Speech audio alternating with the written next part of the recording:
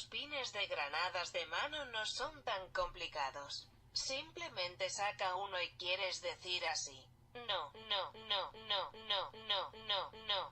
Bueno, el cielo es bonito en esta época del año.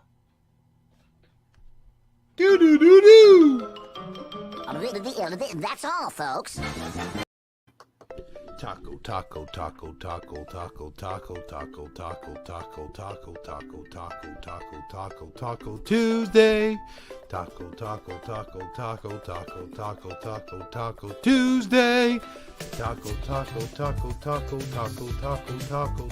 Taco Tuesday.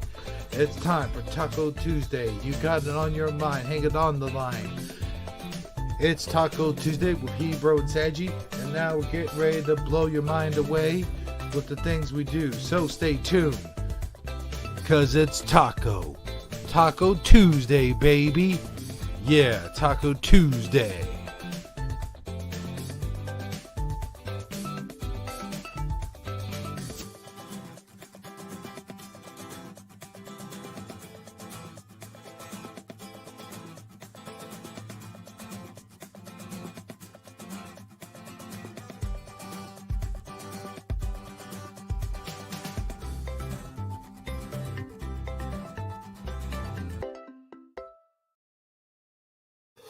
Hello, everybody, and welcome to a brand spanking new edition of Taco Tuesday. I'm your host with the most that loves to eat Tostitos, Hebro77, along with good old Sanji77. Ha ha! Welcome, one and all, to Taco Tuesday. Sanji, how you doing, my man? Well, I'm doing quite fine. How are you doing today, Mr. Hebro77, sir? Well, I got to tell you, it's been a beautiful day in Illinois land. I was able to plant some potatoes. I planted some onions. I'm getting the garden ready. It's warming up out there. It's nice out there. Got the garden all tilled. I got quite a bit of work done today, I must add. How about you? Yeah, I had a productive day as well. I guess today was National, Get Stuff Done Day. It must have been. As well as Taco Tuesday. Yeah, Taco Tuesday. Taco Tuesday. What'd you think of our new theme song? That's something I was about to bring up, actually. Oh, boy. Okay, let me have it. No, actually, you know what? All things considered, you're pretty fly for a white guy, my friend. Well, thank you. Yeah. You know who's really a white guy, though? Who's that? Data. Yes, Data. Super white. Yeah, he couldn't be more white if they gave him the white guy program. I know, right? Oh, man, I'll tell you. But you know what? This is going to be a wonderful night. This is going to be a talkative night because, my friend, it is Taco Tuesday, don't you know? Well, I do know. But there is more I need to say about that intro, though. I'm sorry. Yes, sir. Go ahead. Sorry I cut you off.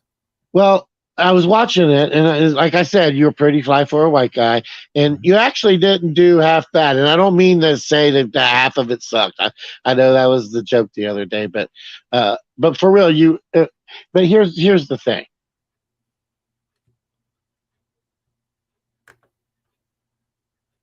You know the thing. I let this happen. This is on me. That was our Taco Tuesday intro, and that was the rap that happened. And I personally myself have written, produced, and released 3 rap albums, my friend. Yes, in the course of my lifetime. The first one I released in 1997. 97. Yep. The second one I released in the year 2000, like about 6 months before, well, about a year and 6 months before 9/11 happened. Oh, wow. No. And then the last one I released in 2002, and the first one was just called the name of my rapper name, which was Way Too Fresh, and then the second one was called Element of Something, and then the last one was called Motivation Ground Zero, and it was about us. It really touched a lot on topics about us recovering from 9/11, because that was where we were gathering our motivation, was from Ground Zero. You see what I'm saying? Oh yeah. And it later became like a big talking point, and you started seeing it in the news. Ground Zero, Ground Zero. I'm like, oh my God, I can't believe everybody's using it. I should have copyrighted the term, you know? Yeah, no, you came up with it first. Well, I mean, it was an old school term for after a huge amount of destruction happened. That's what they labeled that, which rightfully so, because it was a huge amount of destruction. But I digress. Let's move on to other topics. The point of what I'm trying to say is I actually could help us come up with a really clever, well-written rap style or something along those lines type intro. So I will make it my personal mission to work with you in this department, and we will come up with something that will knock their socks off, my friend. Let me ask you this. Yes. You say knock your socks off. Will they knock them clean off your feet and make them fly onto the ceiling fan? Well, you know, I wasn't going to go there, but since you did, that's exactly what's going to happen, my friend. Oh, man. Yeah. Oh, man. If they have nachos in front of them, the nacho cheese is just going to fly off the tortilla chip. I'd like to see that one. That would be cool. Yeah, senor. Okay, before we get into things, Yes. let's give this room a shout out real quick. You know, that sounds like an excellent idea, my friend. We got Honest Hunter Hayden, which is in here asking if we can grow crack out of the garden. I don't think that's possible. We've got Suso, who is he said he's not staying, but he loves us guys. We love you too, Suso. You're an awesome dude, and we'll have to hang out someday and do a chat and do a live stream on your channel, bro. We got Eddie Von Kuhn, the real one, with a wrench. We got, and I'm going to say his name like I'm eating a hot dog, and I just discovered it had hot sauce on it. Hold on. This isn't that bad. Wait a minute. Oh, that's got hot sauce on it. What? Is that Michael Fontaine? Okay. Huh. Interesting. Yeah. I'm going to say it like I'm biting into a taco. Oh man, that would be that's stuffed, like totally stuffed with lots of everything, and it's just barely staying together. You know, like as soon as you put any pressure on it, it's going to break into a million pieces, right? You know the taco I'm speaking of. Oh yeah, the amazing taco. Yes. All right, here we go. Michael Fontaine.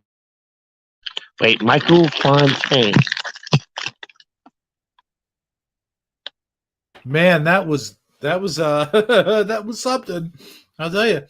I'm gonna say it like I'm walking down the street and I first see Michael Fontaine, but then I think it's Honest Hunter Hayden at first, and I say, "Hey, is that you, Honest Hunter Hayden?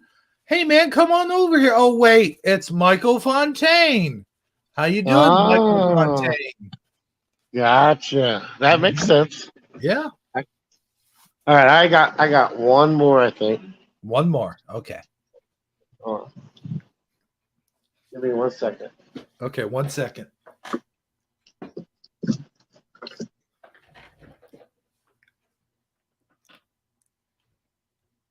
All right, so I see Michael Fontaine, but he's at the other end of the subway tunnel. Mm-hmm. So I'm trying to get his attention, right? Okay. All right.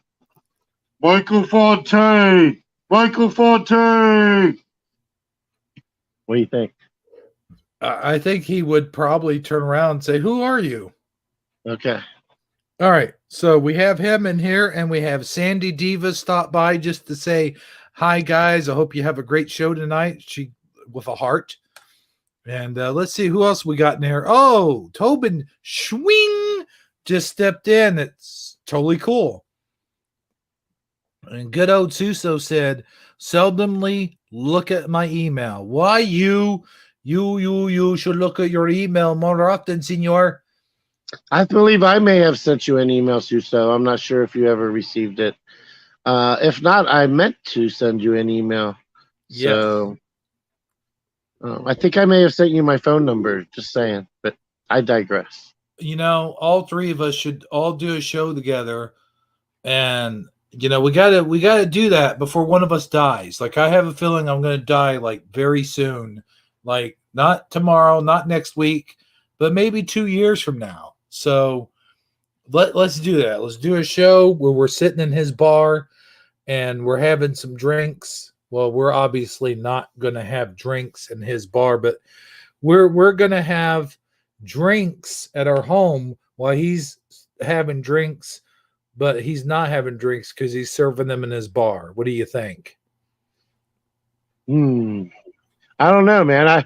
I think I'm gonna have to read the fine details because that sounded kind of complicated. Yeah, it's only because I made it complicated. Right. I think that you put too much hot sauce on that taco, my friend.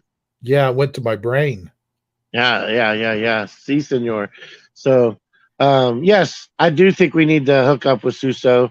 I think that's one reason why I sent him my contact information. So please do check your email. And if not, somehow get it to us through mutual contacts if you can, my friend. The other thing is, I have an announcement. Yes. What is that, my friend? I sent, if he's watching, I need him to speak up now, forever hold his peace. I sent, what's his name again? Oh, yeah, Keith's dad, an invite to Hangout so we don't have to continuously send links to the chat. That makes sense. And I think that whoever came up with that idea is a genius. That's all I'm saying. What do you mean? Of doing that, of creating a Hangout. Yeah, I don't know who thought of that. I don't know, but it is pretty good idea. And if I ever find the guy, I'll thank him. Yeah, I think I'll definitely present him with a nice hot chili pepper. Oh, man, that'd be cool. Yeah. So hot. They're cool. So cool. They're hot. Mm-hmm. You know? Si, senor. But anyway, so we got Eddie Von Keen, we got Tobin Schwing, we got Suso. They're all chatting up a storm in there, and I am glad to see Tobin Schwing. Not that I'm not glad to see the rest of those guys, but haven't seen Tobin Schwing in a while. You know? Yeah, he's a familiar face that hasn't been in lately. We would definitely the first round would be on him when he walked into the Taco Tuesday bar establishment, wouldn't it?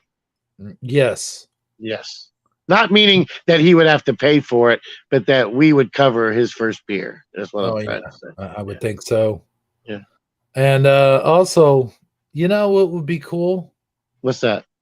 In all seriousness, if we had a Midwest Mandela affected community meet and greet, like we could all just like you and I, you know what we should do, my friend, is you and I should have a booth somewhere, like in Chicago or a taco truck, my friend. A taco truck. A taco truck.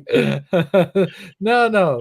I'm being serious though. No, but we will have a PA system and we'll set up shop and we'll do our show live broadcasting from the taco truck and all the different places we go. Yeah, but then we'll have to serve tacos. Oh, what a terrible thing to have being served while you do your show.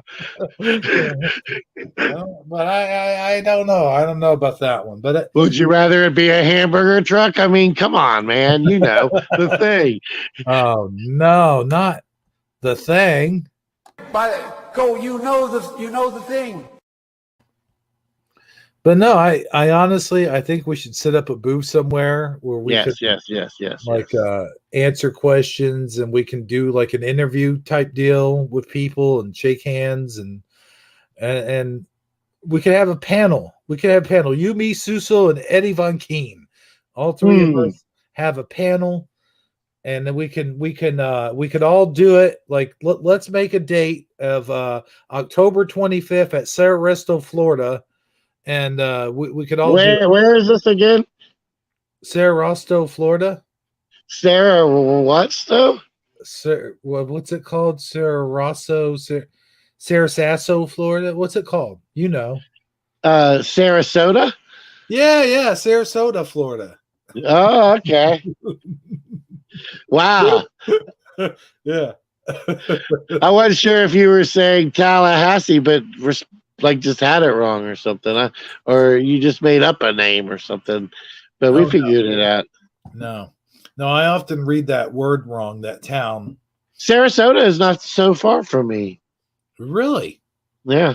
I could be there probably then, I don't know, 2 or 3 hours. Cool. But why Sarasota of all places? I don't know. It came up in my head. Plus, that's the home of the Macho Man Randy Savage. Oh yeah. Ah, okay. Well, that makes a lot of sense. It does now, doesn't it? It's all coming together. The pieces are I am connecting the dots, my friend. Cool. I can hear how the tortilla shells flatten inside your head when you're thinking, my friend.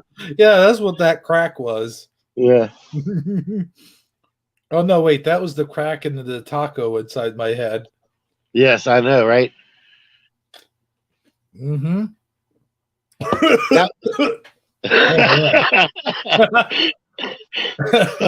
Easy now. That first drink is a doozy. It's a Lulu. It's a Lulu, I tell you. I said that in my Zelda movie, don't you know? I do know. You know why I know? How do you know? Because you just told me, my friend. Oh, I thought you knew because you remembered. Well, yeah, I actually saw the movie too, but yeah. You were a good trooper, man. You watched that movie all the way through just like a good guy, and I appreciate it. Well, I actually like me some Zelda. And you had some really good, intense action scenes, I must add. It took you a second to get them going, but once they got going, they were going, my friend.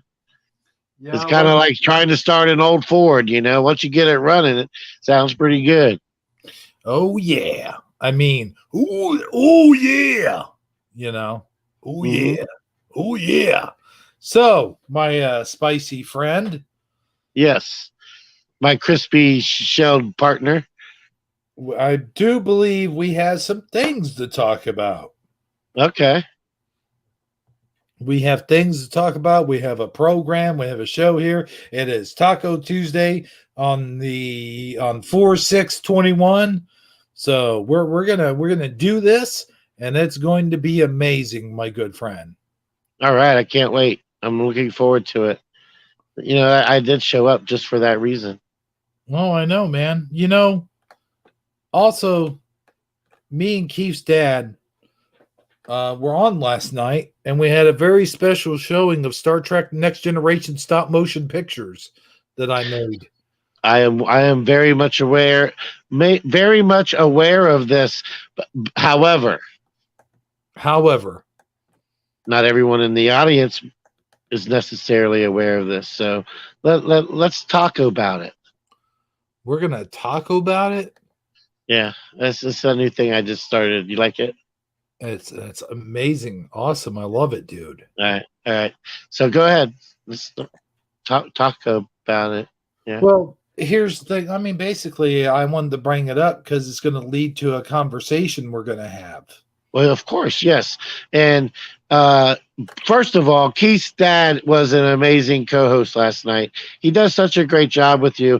And apparently, you've informed me, because I went to listen to it this morning, and I only made it about an hour, maybe just a little shy of an hour into it.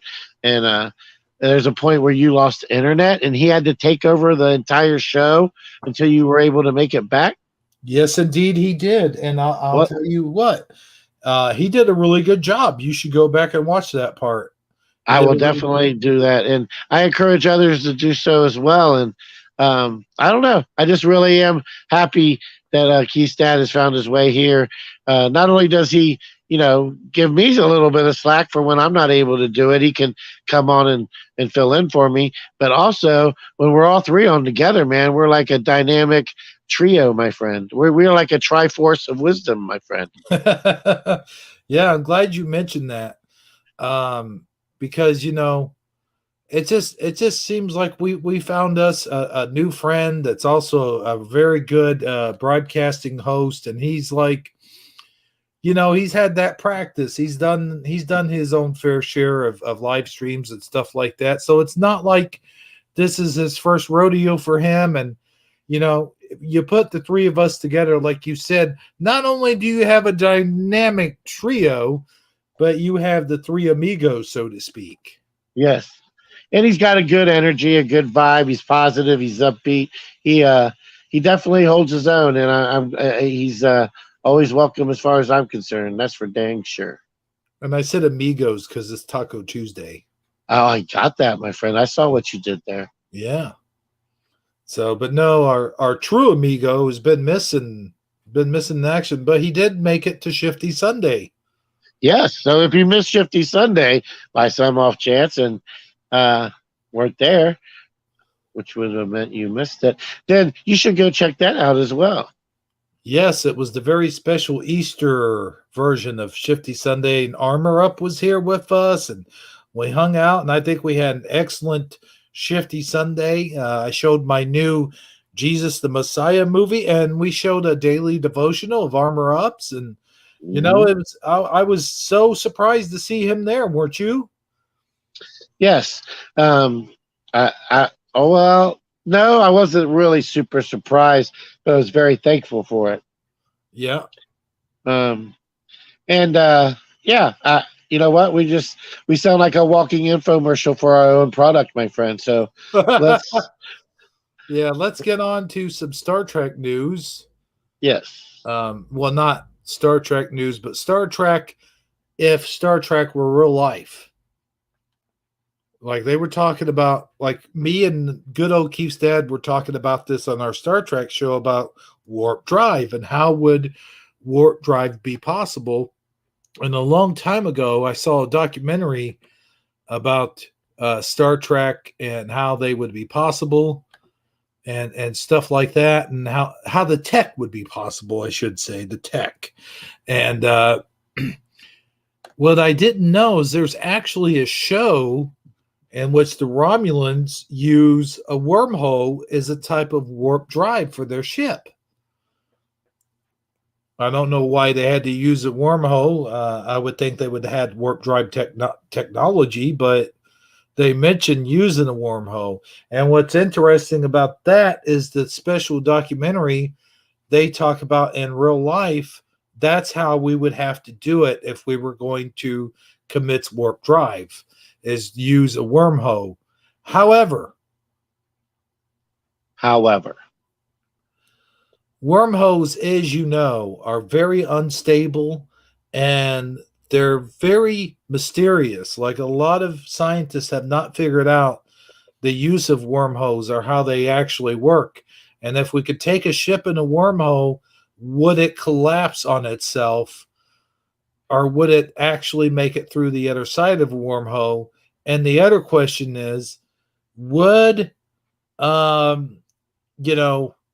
wormhole actually bend space enough to get to the other side from one, I guess, Quizonaut to another galaxy or whatever the case may be? Would it actually cause you to move at the speed of light? And also, would it bend or disrupt time? That's a good question, sir. And what would the aging process be? But I actually have an article here. Hold on. It's called The Wormhole Effect.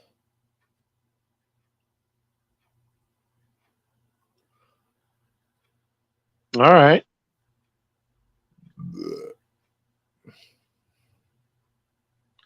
You know you've seen it all when You have a talking taco and a sombrero and a mustache discussing the wormhole effect. Yeah. The wormhole effect. Yes, sir. Are you going to bring the article up? Or are you about to share it, or what's going on here? No. I lost it. Oh, okay.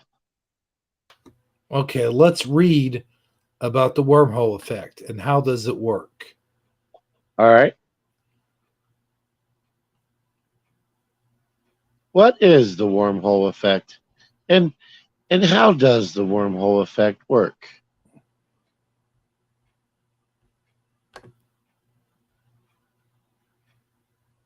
I always wondered what was the major difference between a wormhole and a black hole. That's a good question, sir. Yes. But here is coming from space.com. Yeah, I know it's not a very reputable source, but I figure we could read about it. No, actually, they are the authority on that subject, my friend. I don't know. Everything space, they're the authority. I know you get some articles from them. Yes, they're a good source for this type of folklore, my friend. So here we go. Do you want to read it or you want me to read it? I'll start it off and then you can take over if need be. All right, here we go. What is the wormhole theory? Oh, wow. See this right here? This is basically, I mean, you've seen this if you've watched anything science fiction. This is basically taking reality, flipping it, folding it over like a piece of paper, and then being able to basically cut through top to bottom, go back to an infinity loop. So you're essentially able to go back to where you were. Like it's kind of like the slide on Candyland right there in the middle. You see what I'm saying? But what they talked about in the Star Trek theory of warp drive was you could take your ship through the wormhole and it would come out through the other side of space through this end. Yes. And you would be in a different part of the galaxy. Yes. Where otherwise you got to you have to wait for all of that stuff to happen and then fold over up again on itself. Yep. So I'm going to read this. Wormhole theory. All right, go ahead. Wormholes were first theorized in 1916, though that wasn't what they were called at the time. While reviewing another physicist's solution to the equations in Albert Einstein's theory of general relativity, Australian physicist Ludwig Flamm realized another solution was possible. He described a white hole. White hole. A theoretical time reversal of a black hole. No jokes, please. Entrances to both black and white holes. Oh boy. Could be connected by space-time conduit. Conduit. Yes, exactly. In 1935, Einstein and physicist Nathan Rosen used the theory of general relativity to elaborate on the idea, proposing the existence of bridges, through space-time. These bridges connect two different points in space-time, theoretically creating a shortcut, that could reduce travel time and distance. The shortcuts came to be the Einstein-Rosen bridge, or wormholes, or otherwise in the Star Trek universe known as warp drive.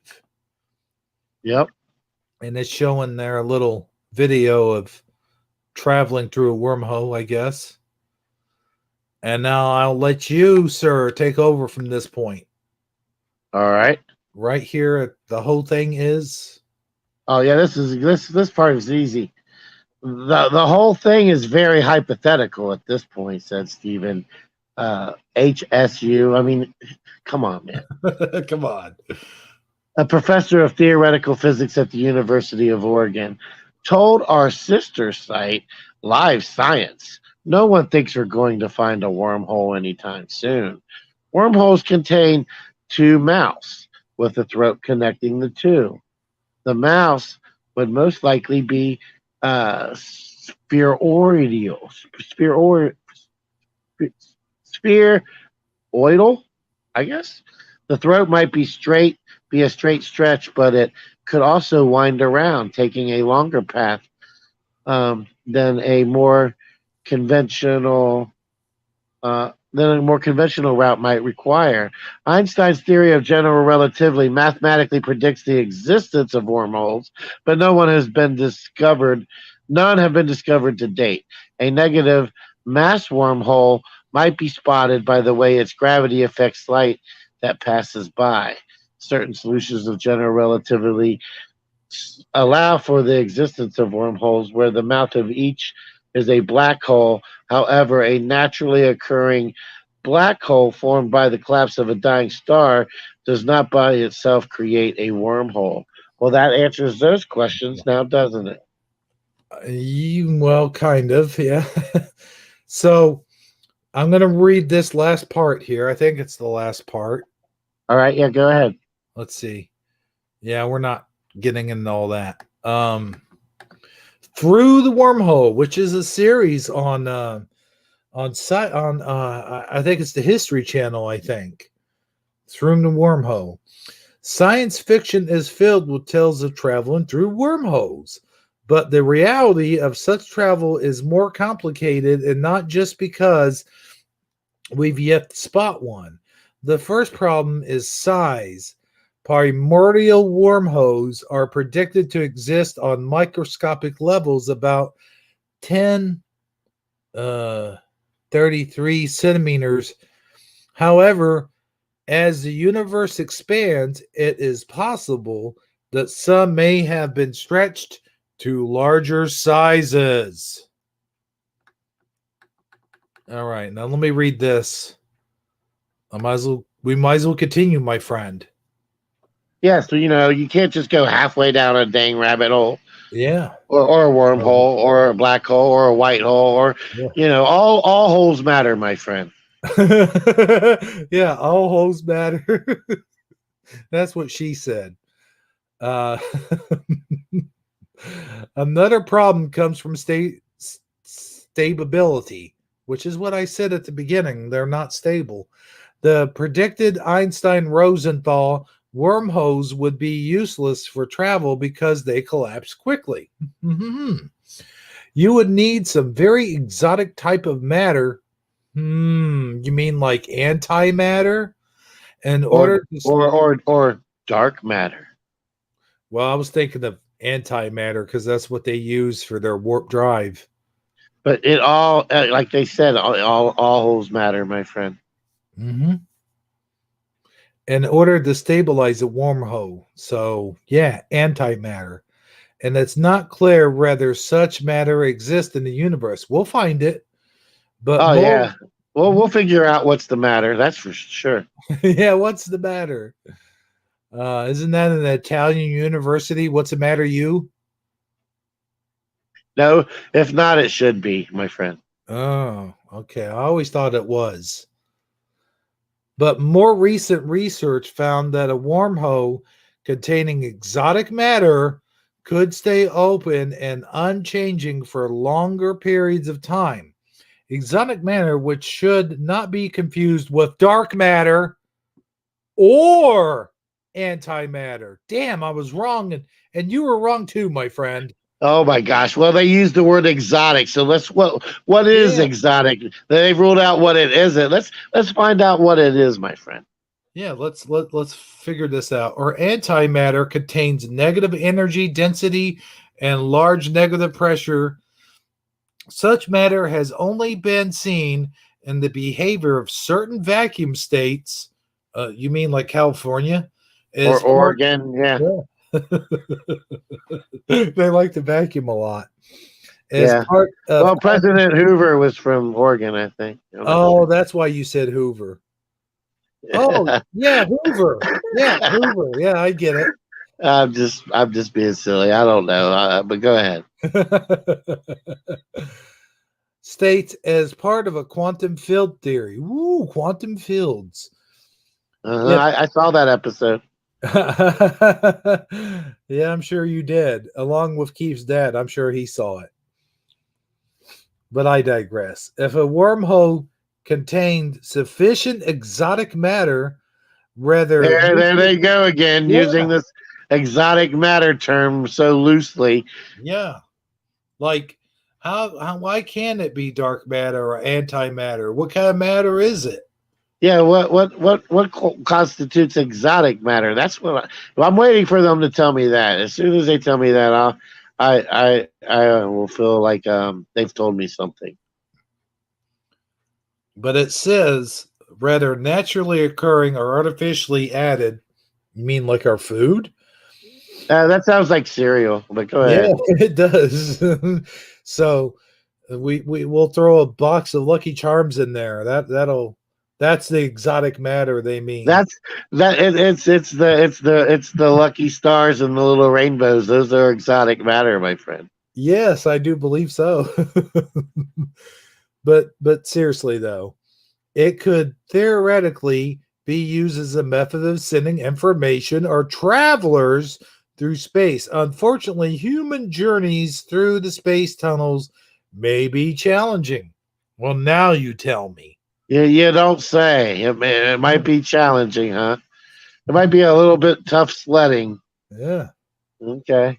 You might have a rough go at it.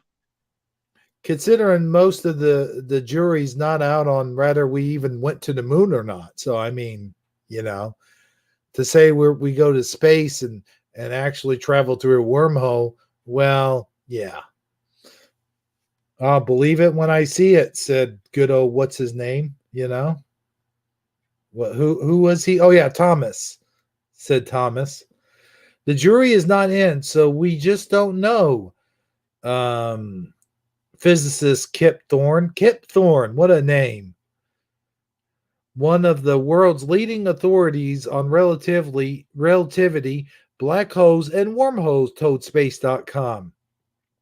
Can you imagine being an expert on something that theoretically may exist? That's like being an expert on Bigfoot. Yeah. I mean, there's no actual real and conclusive proof of Bigfoot. It's just stories or the Loch Ness Monster, or, or flat Earth or globe Earth or anything that you can't prove. And it's just a theoretical thing, Yeah, and that's your expertise. Yeah, and that's your expertise. Yeah. I mean, the number one qualification for that job is you have to know how to BS, right? Yeah. I mean, first of all and foremost, because that's like, you can't do that, then don't even apply, right? You have to have an MD and BS. Yes, I would definitely think that is a prerequisite. But but not saying that none of this stuff really does exist or not. But since you can't really technically prove it, yet you're going to be an expert on a theoretical thing, you're going to have some level of BS ability. Wait, did I say MD? I meant a PH. A PhD? A PhD on BS, yeah. Okay, all right. There you go. But I digress. Let's move on, my friend. I do digress. But the wormhole thing, I love talking about wormholes and black holes and things of that nature. I just, it's just one of those things like, and then warp. Okay, so let me ask you this. Of all of the things, black holes, white holes, wormholes, warp drive, time travel, just regular old-fashioned time travel. Which one do you think is the most likely for us to discover in our lifetime? Probably time travel. Regular old-fashioned time travel, like DeLorean style? Yeah. Okay. like that. Yeah, some type of machine that you get into and it makes it happen. Yeah, Okay. that's what I'm thinking. And in fact, a lot of people will probably tell you that there's already been a time machine built. Yeah, and you know what? I think that it'll be something major with Antarctica. I don't know what it'll Mhm. be, but it'll be something like new land or new technology or dinosaurs or aliens or something, and it's going to come out of Antarctica. Well, yeah, I mean, Antarctica is doing all of those weird, highly disclosed, top secret experiments. That's my best. That's where I don't know, man. I just something's up with Antarctica. That's all I'm saying. It's either going to come out of Antarctica or Area 51. Yeah, I think Area 51 is a distraction. I think it was something back in the day, like back when the whole Roswell thing first went down, and then for maybe 30, 40, 50 years after that. But I think they've pretty much I think all they do now is just like a museum. Hmm. Like I don't think any new developments are happening. I think they're just protecting ancient I don't like know. it's You ancient don't stuff. Yeah. you don't think that they are developing experimental aircraft? Maybe, yeah. I mean, I guess that would be maybe not like exactly at Area 51 because they have so many bases down Mhm. and in that general area of the country. It's hard to say, but I think Area 51 is overly romanticized just a little bit. Well, I mean, it is a base. Yeah, and they've just made so many movies and TV shows and things about it. I think that the I think that it's overly done. You know what I mean? Like it gets way more recognition than it actually deserves. Is I guess what I'm trying to say. But Yeah. they have so many other bases where they could do the exact same thing, and nobody even knows they exist. But they just let everybody keep talking about Yeah. Area 51 because that's the prop that keeps everybody interested and focused on that, while they really handle their real business elsewhere. Well, I don't know. I mean, if you're going to hide something, you hide it in plain sight. And what a better plain sight than Area 51 that everybody knows about and everyone talks about. And like you said, it's in all the movies. And Yeah, I'm they not could, saying there's nothing there. I just don't think that that's where, like here's the main stuff is. But go ahead. Yeah, go here's ahead. what I think. Here's what I think. Uh, I think they're uh, using Area 51, the whole alien cover. I think all that uh, alien stuff is probably just a cover, and they still use it as a secret base to make secret, weapons and aircraft and whatever we're not supposed to know about. That's where they're doing their secret stuff, okay. and they're So using you the still think alien they? cover. Ah, Mhm. right. Well, I mean, I don't know if we've talked about this or not before, but back when the whole Roswell thing first happened, right? Uh-huh. There was 12 people that were assigned. They were like the Tremendous 12 or something like that. I forget now what there was 12 of them and they had a nickname kind of like that. I want to say like the Dirty Dozen or something. I can't think of the exact nomenclature, but I know it was Yeah. something like that. Okay, Like and the these guys, Fantastic 12 or something, right? yeah, exactly. Thank you. Yeah. And they all were assigned to go down there and clean it up, make it, and of course it was officially changed to a weather balloon, shortly Yeah. thereafter, and everybody that knew anything or saw anything was either paid hush money, disappeared, or mysteriously disappeared. Blah blah blah blah. Yeah, I mean, go watch. I mean, there's countless documentaries and movies about it, but here's Oh, the part sure. that they never talk about. Hmm. Those 12 individuals that were assigned to go down there and do that and gather the everything and tidy it up, they all within 2 to 3 years following that applied for patents for new technological advances. Hmm. And they obviously got a hold of alien technology, and Oh yeah.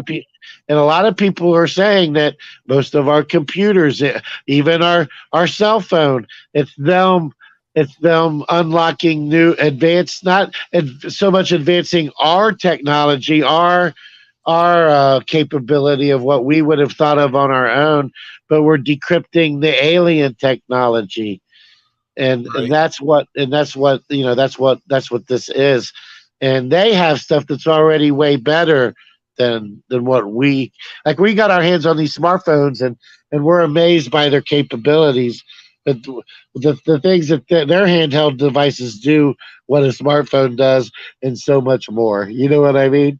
Oh yeah. Like I'm not saying that there wasn't aliens there at one time, uh that they didn't capture aliens, and there's still that possibility that there's aliens there now, and they have captured spacecraft and they have captured technology and stuff like that. Yes, but look it up. Look up the twelve scientists that go to Area 51 Roswell cover up, and look up the look it up. Do the research on your own if you're interested. They all filed patents on new cutting edge technological patents. They all Mhm. filed for them and made a heck of a lot of money off of those patents. So, just saying. I don't think it's a coincidence that those 12 people all of a sudden just became super ingenuitive and came up with technological advances on their own. It'd be mighty coincidental. I'm just saying. I think they all cut the pie into 12 pieces and all took a piece. But I do want to complete this article because it does talk about time travel Yes, and stuff let's like do that. that. So Yes, I've definitely made that point and ran it in the ground. Let's uh-huh. move on. Let's move on. So where was I? I was at, but there are very strong indications that wormholes that a human could travel through are forbidden by laws of physics. That's sad. That's unfortunate, but that's the direction in which things are pointing. Wormholes may not only connect to separate regions within the universe, they could also connect to two different universes. Uh huh. Similarly, some scientists have conjectured, yeah, that if one mouth of a wormhole is moved in a specific manner, it could allow for time travel. See, that's what I wanted to get to. You can go into the future or into the past using traversable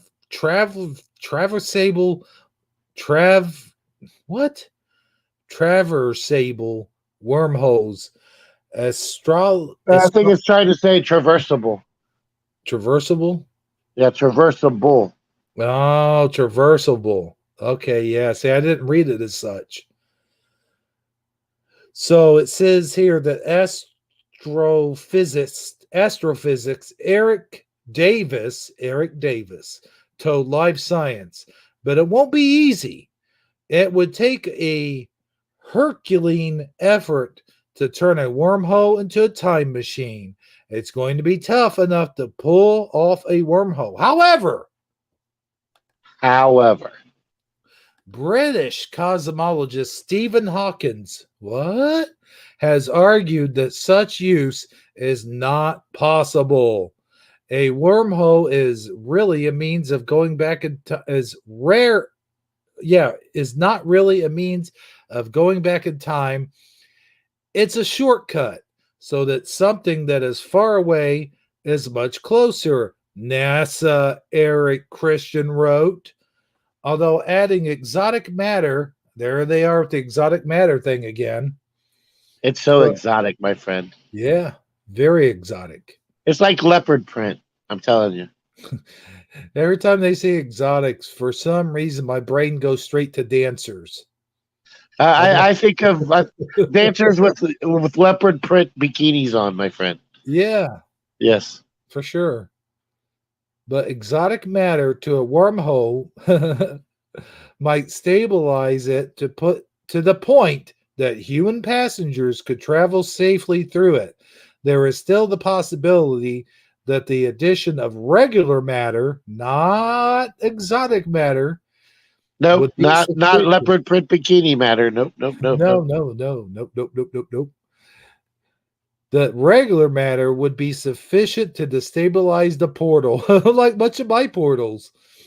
Um, Today's technology is insufficient to enlarge or stabilize wormholes, even if they could be found. However, However, scientists continue to explore the concept as a method of space travel with the hope that technology will eventually be able to utilize them.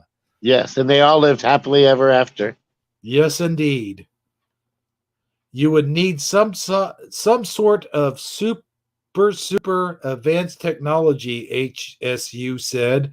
Humans won't be doing this anytime in the near future. In other words, you're an idiot if you believe any of this shit, dumbass. Oh wait, no. No, but oh hey, look who joined us. We got Propagate This Light. Yo, what's up, Propagate? Yo, prop. What's up, though? For real, good to see you in here, brother. No, we won't be joining any links tonight, my friend. Not tonight. Negatorio on the El Linkio, compadreo. But maybe we'll do something like that on Shifty Sunday where we'll open phone lines. What do you think? Yes, yeah. I mean, propagate's always. I mean, I like me some propagate. You know what I'm saying?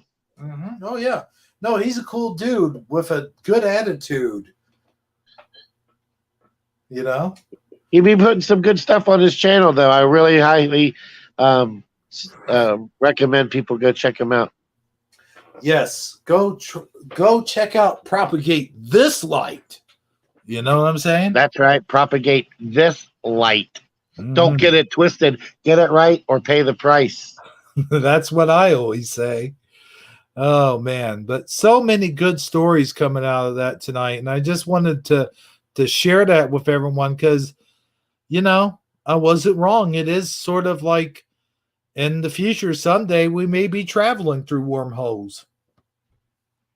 Yeah, either that or, you know, and like electrified Ford motor vehicles that run on nuclear technology, something like that. But I still say that the exotic matter that was applied there, it's got to be antimatter. It's got to be. Well, yeah. I mean, Star Trek, man. You know, Yep. know, You know. Star Trek.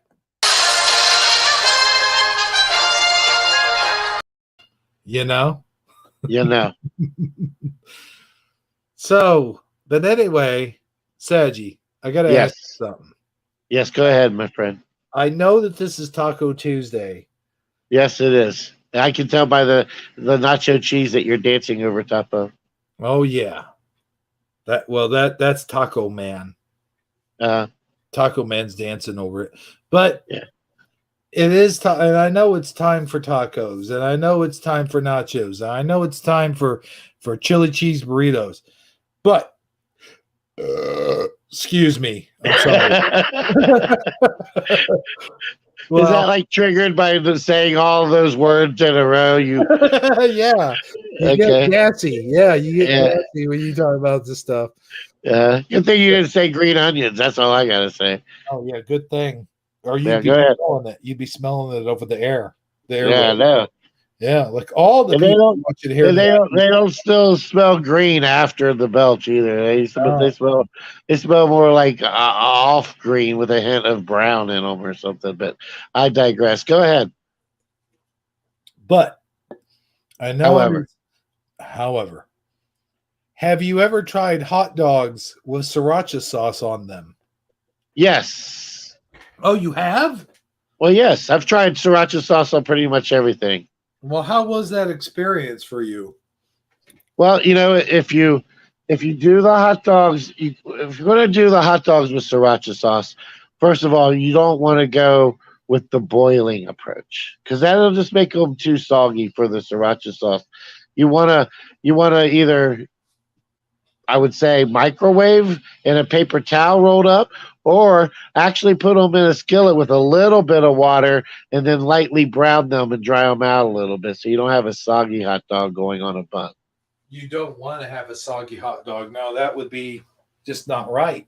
No, no, no. And then if you have a slice of cheese or cheddar cheese or American cheese or any old kind of cheese, it always helps improve the whole taco. The hot dog sriracha sauce experience, my friend. But I've also got to tell you, Yes. what would be kind of cool is if you had a chili cheese hot dog, Yes. then put some sriracha sauce on it. I bet that would be good. Oh, now you're getting into a whole new level, my friend. You're bringing in the chili. Yeah. Mm-hmm. Yeah. And then if you're going to go that route, you might as well, sprinkle in a little hot sauce too, Oh, yeah. Sprinkle some hot sauce or some Pico de Mayo sauce or, Yeah. maybe even put some jalapenos on there Yeah. too. Yeah. Man, I can't wait. I cannot wait to start growing all my peppers this year. See, senor. Yes, senor. I'm going to have to wait till it gets warmer outside because we might have some frost, which we sometimes do. I mean, sometimes, believe it or not, we have frost in like May. Yes, we do. Yes, you do. Yeah, I do. Not you. Not you. Yeah. You are not we. Not yet. No, I am nowhere even remotely close to France, my friend. No, but you know who is close to France? Who's that? Captain Jean-Luc Picard from Star Trek: The Next Generation.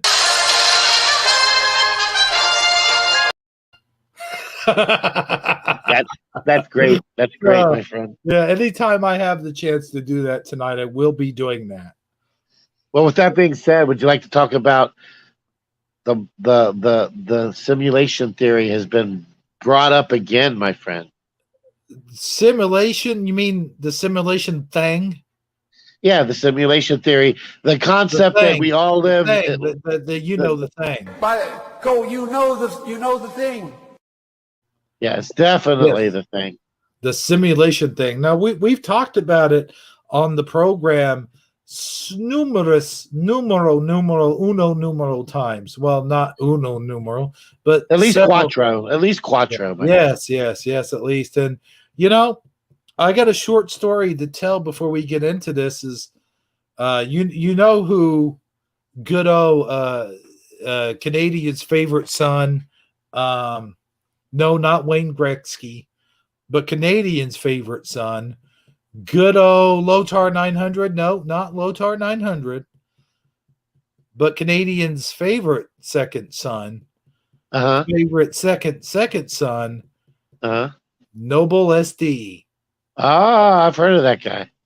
Yeah, I've heard of him too. He's kind of been around for a while. Well, yeah, he has been. He's very well known throughout these parts. Throughout the Mandela universe. Yes. So the story is me and him sat backstage and talked for hours, and the simulation theory was brought up. Okay, I'm with you. And he said, I bet you he had some interesting thoughts on the subject.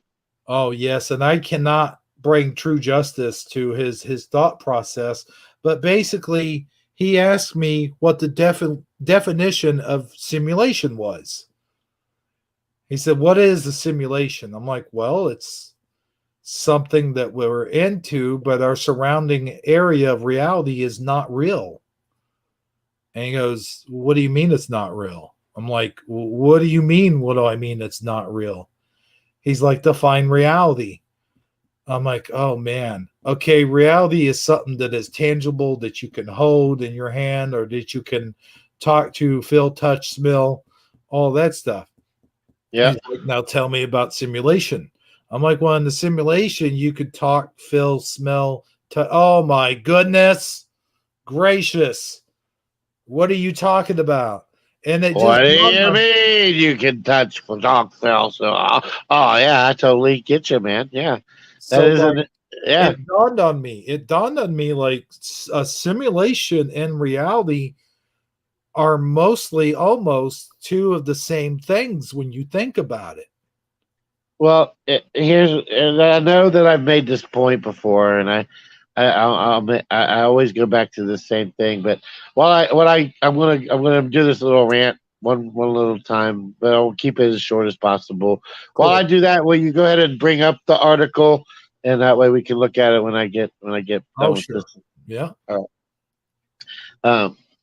It where that comes into play, the dualness of the simulation theory and the reality both being tangible things that you kind of perceive is in our equipment. I mean, what is eyeballs but if not virtual glasses? I mean, our eyeballs allow us to use light to make sense of what's around us, right? To create a visual physical realm, right? So that our brain can process the physical realm around us, but we can only see what our eyes allow us to see, what our goggles, you might say, input to our computer.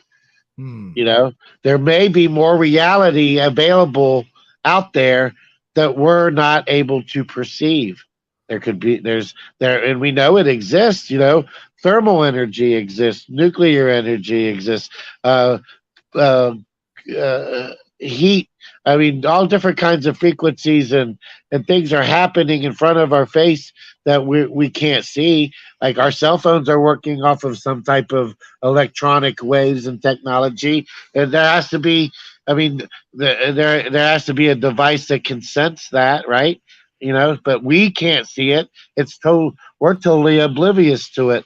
But the phone could be glowing bright red with all kinds of crazy energy coming out of it. We just don't see it. So to us, it's as if it don't exist because we don't see it or feel it, and we have no means of detecting its presence. But that doesn't mean it's not there.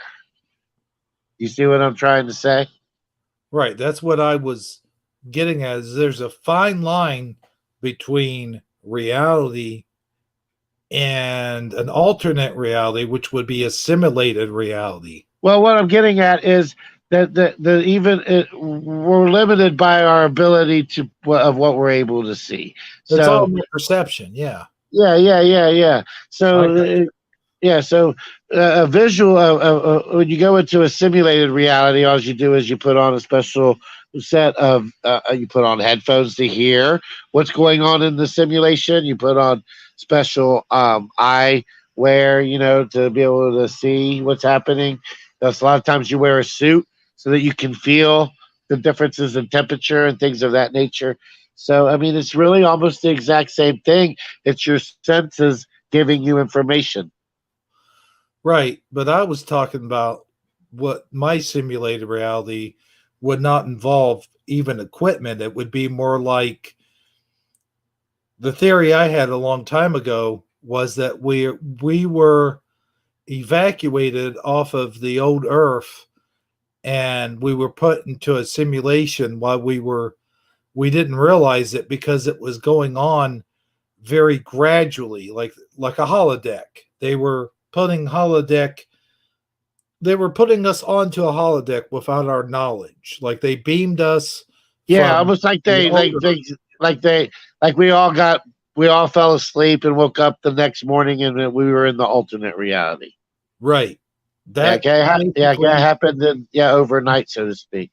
yeah, that's basically how my theory goes is that we're here and we didn't realize it was happening because it was very slowly a transitional state. And now the Mandela effect is glitches in the matrix, so to speak, and the simulated reality we live in, it's glitches. I can see how you would use the word glitches and or like patches that didn't quite fill in properly, you know? Patches of information like where we didn't quite get we didn't quite get we still remember the old way. Right. We still And have remnants of remembering what it used to be. I take back my original statement and just say the glitches are what's left over, the residue. That's the glitches. That's what's they were unable to patch it. They were unable to patch the residue, and that's why we find residue of these certain Mandela effects. Yeah, and then sometimes the residue disappears because they get around to patching it. And then, of course, you have flip flops where it switches back. So that's them sort of like, I guess, fixing it. Well, yeah, or it's just not like it's like a refresh, and then I don't know. So that's a hard one to explain. It's almost like like in computer language, you might say it's a driver conflict. Like one program is kind of got a patch for it, but the other program that controls that same driver has a conflict with that program, so it's keeping it from fully executing. Yeah, so we still have remnants of the old programs overlapping. Yeah, crazy. So and then the whole simulation theory itself is based off of when it first got brought up in the mainstream media a couple of years ago. I think it was because an article had came out where they had could prove through math and the symmetry of nature how much pixelation on a screen is similar to the way that we perceive reality through our vision. There's a lot of similarities in the correlation between the two, between simulated reality and the math that is in real reality. So basically, the math adds up this in a similar way. So this is basically about the math mostly, but I'm not sure about this article. I haven't actually took the time to look at it. I just saw the headline and thought we would check it out. Well, with that being said, why don't we go ahead and give this article a little look, shall we? Yeah, let's do that. All right. So how are we going to approach this? Are you going to read it, or are we going to short read it? Yeah, I'll go. I'll start off. If I have problems, I'll let you take over. All right. Sounds good to me. Here we go. Here is Sagittarically Speaking with confirmed. We live in a simulation. See, right off the bat there, it's sort of like a what do you call those headlines? It's sort of a bias, misleading headline. Yes, clickbait. Mm-hmm. Yeah. So I've already read the title. Confirmed. We live in a simulation. We must never doubt by Elon. You know, we can't see it, right? Sure, you can. I can't. What do you mean? I don't see it. Really? Oh, well, no wonder. There we go. Okay, I'm sorry about that, folks. All right, then we got this big old cookie thing in the way. Oh, no, it won't be in the way once you start reading. All right. See? All right. Yep. Okay, I see you. All right, so. Whoop. Sorry. All right, so ever since the philosopher Nick Bostrom proposed in Philosophical Quarterly that the universe and everything in it might be a simulation, there has been intense public speculation and debate about the nature of reality. Such public intellectuals as Tesla leader and prolific Twitter gadfly Elon Musk have opened about the statistical inevitability of our world being a little more cascading green code, like on the Matrix there. Uh-huh. Recent pages have built on the original hypothesis to further refine the statistical bounds of the hypothesis, arguing that the chance that we live in a simulation may be, right? Go ahead. Maybe 50-50. 50-50, they say. 50-50. That's pretty good odds. Yeah, so sounds kind of shifty, doesn't it? Yes, just like Shifty Sunday. Yeah, I know, right? The Yeah. claims that the claims have been afforded some credence by repetition by luminaries. Why did they use "by" twice like that? That's so weird. Yeah, that's so off-putting. Yeah, no less esteemed than Neil deGrasse Titan. You know. Yeah, I called him Mike deGrasse Tyson earlier, I do believe.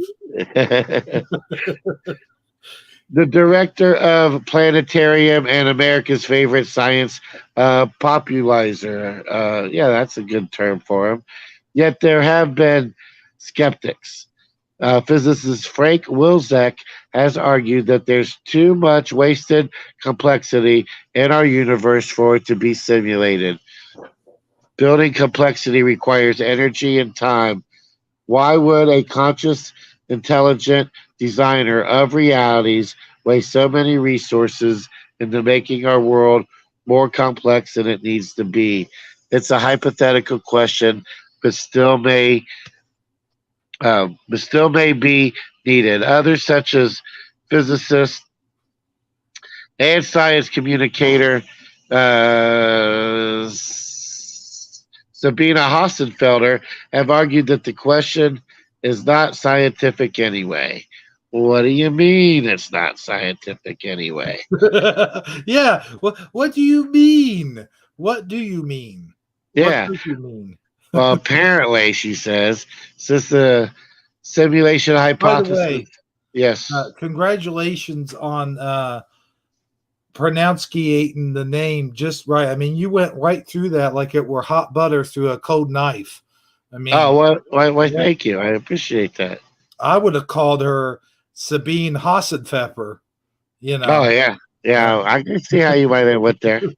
Yeah, so, well, continue, my friend. I'm sure you'll enjoy reading this next word. All right. Since the simulation hypothesis does not arrive at the falsifiable prediction, we can't really test or disprove it. Here we go again. Yeah. Yeah, I know, right? Like the exotic matter. Yeah, I know. Or wormholes. Yeah. Or flat Earth, or globe Earth, or. So this guy apparently has a PhD in BS. Yes, definitely. And hence it's not worth seriously investigating. Well, then why talk about it? Yeah, I know. Well, shit. Well, here we are. However. Oh, I thought I was going to read this part. Yeah, go right on ahead, sir. However, all these discussion and studies of simulation hypotheses have, I believe, missed the key element of significant inquiry, plain old empirical assessment and data collection to understand if we live in a simulated reality. We need to start by looking at the fact that we already have computers running all kinds of simulation for low-level intelligence or algorithms. For easy visualization, we can imagine these intelligence as any non-person character in any video game that we play, of course, but in essence, any algorithm operating on any computing machine would qualify for our thought experiment. We don't need the intelligence to be conscious, and we don't need it to even be complex, because the evidence we are looking for is experienced by all computer programs, simple or complex, running on all machines all of the time, slow or fast, whatever the case may be. However, all computing hardware leaves an artifact of its existence with the world of simulation it is running. The artifact is the processor speed. If for a moment we imagine that we are a software program running on a computing machine, the only invertible artifact of the hardware supporting us within our world would be the processor speed. All other laws would be experience, would be the laws of simulation, or the software we are a part of. If we are a sim or in Grand Theft Auto character, which, beats the hell out of prostitutes, these would be the laws of the game. But anything we do would also be constrained by the processor speed, no matter the laws of the game. No matter how complete the simulation is, the processor speed would intervene in the operations of the simulation. So you got to have so many stars before the cops come. But before the cops do get here, that the processor speed would intervene with that. So just letting you guys know that. Gotcha. And computing systems, by the way, of course, this intervention of processing speed into the world of algorithm being executed happens even at the most fundamental level. Even at the most fundamental level, why'd they have to say that twice? Of simple operations such as addition or subtraction, the processing speed detaches a physical reality into the operation that is detached from the simulated reality of the operation itself, which I think we covered a little bit. If I'm not mistaken. Yeah, I mean, you have the literal and you have the proverbial. You have the macro and the micro. Because like in the macrocosm, what is reality? We question it, right? We're not really 100% sure, right? What's real and what's not real. But Right. then we have our other simulated reality that our persona lives online. I mean, I'm the same person pretty much on the show than I am in real life. Don't get me wrong, but it's still like I have an online persona. I have my Facebook. I have, my Twitter. My Saji on YouTube. I mean, there's still, it's still not the. It's not the same as the guy that you talk to on the street corner down at the at the Five and Dime. It's a different reality, right? Yeah. So we get our brains get accustomed to. I guess what I'm trying to say is our brain gets accustomed to creating false realities or adjusting to simulated realities and finding a way to proliferate within one, right? And that's what we do online, isn't it? Sort of. So why is it such a stretch to imagine it? I think it's just one of those things where we're not.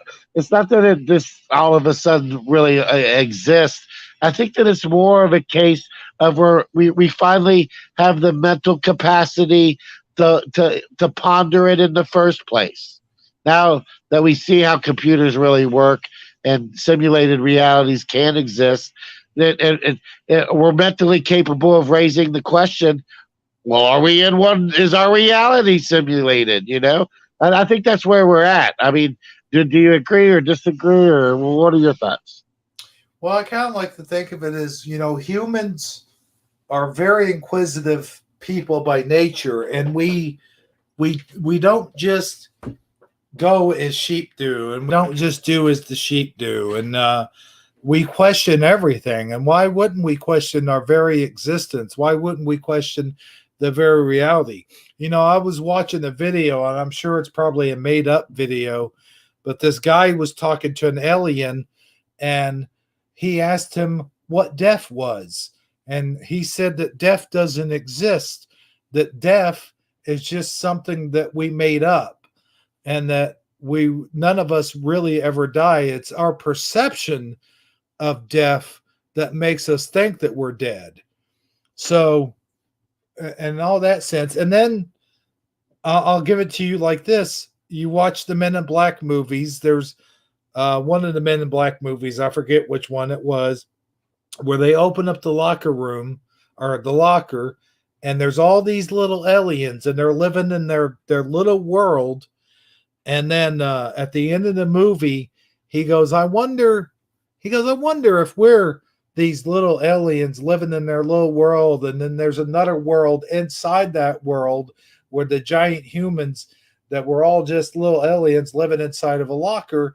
And then at the end of the movie, we see it goes up from the earth and then outer space and then goes further up. And then we see like this giant alien pointing his finger, in the middle of the earth. And the earth is just a pool, a ball of water, if it were. And he's put his finger in there. And there are, in his reality, he is alive as the alien, and he keeps all of these people, and the entire universe is just this pool of water. So it does kind of make you think, in that perception, when you're thinking and those kind of perceptions, like, what if we are just all people living in one big universe, which is under a glass jar, which is, and it all goes back to the ant farms. Also, you think about an ant farm, you think about them being in a glass, and you could see in the glass, and their reality, they live in this much larger world with a much larger universe. But in reality, they are just ants in an ant farm, almost like a ship in the bottle. What do you think about that? Yeah, I mean, that brings up the whole Truman Show concept, Yeah. And that's a lot of flat earthers talk about that we're in an enclosed environment, that we're in we're encapsulated. We think, and I can see I mean, it's as interesting a theory as any other theory, is the way I see it. I mean, they're all just speculation, but I don't know, man. I'm going to go back to my disclaimer that I'm convinced that it's not what we're told it is. I just haven't figured out what it is yet.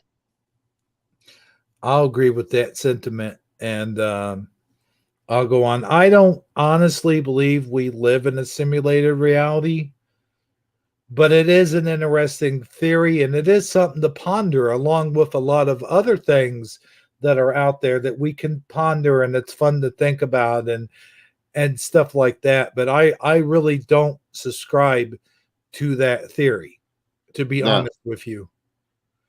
And hey, I mean, I'm just open to considering all of the possibilities. Sure, it's always good to think outside the box. Yes, or outside the globe, my friend. Mm-hmm. But with that being said, Keith's dad is here. All right. Keith's dad, we were talking about you earlier, buddy. We were talking about how proud we were of you, that you were able to maintain the insanity that is the Hebrew show while I lost my internet the other night.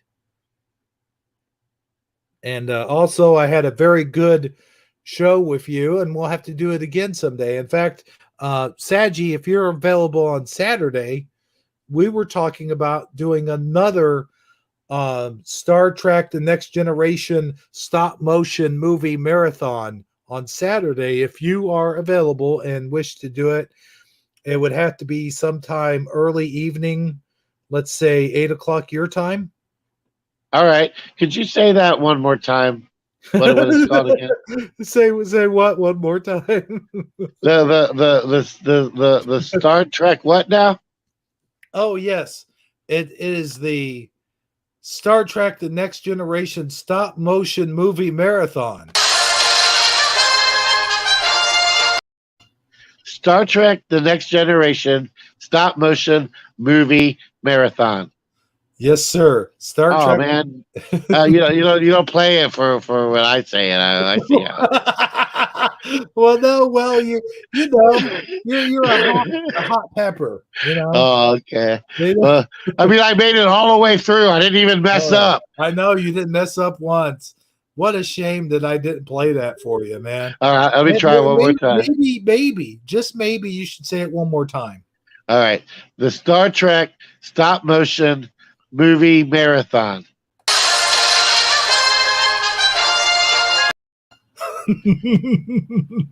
There you go, man. Just for All you. right.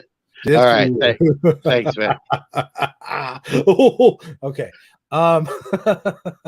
No, but legit, I gotta say, Keith's dad, he did a really good job. And if that's any indication of what our new channel is going to be like, then it's going to be an awesome channel, baby. But anyway, Did you say it's going to be an awesome channel, baby? yes, I did say that's going to be an awesome channel.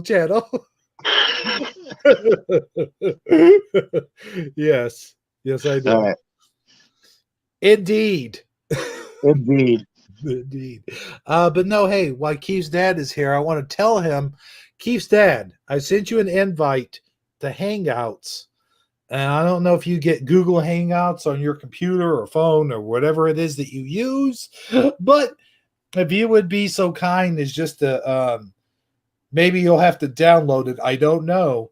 But I figured if you're in our Google Hangouts, then it would be easier for me to send you a link to any of our shows through Google Hangouts than it would be to send the link in the chat. And, you know, I don't want to send links in the chat and that people feel left out and it's unprofessional and it's just weird. So, you know, if you could do that, then we'll do it that way from now on. You know what I'm saying? So that's my, what do you call it, Saji? Housekeeping. Yes, I don't know. I don't know. No, my announcement. What do you call those? Oh, yeah. PSA. Yeah, my PSA for today. Do not send links in the chat because it just makes people feel bad. Well, yeah, it doesn't make me feel bad, but it doesn't make you feel bad. No, but it does make some people feel alienated, left out.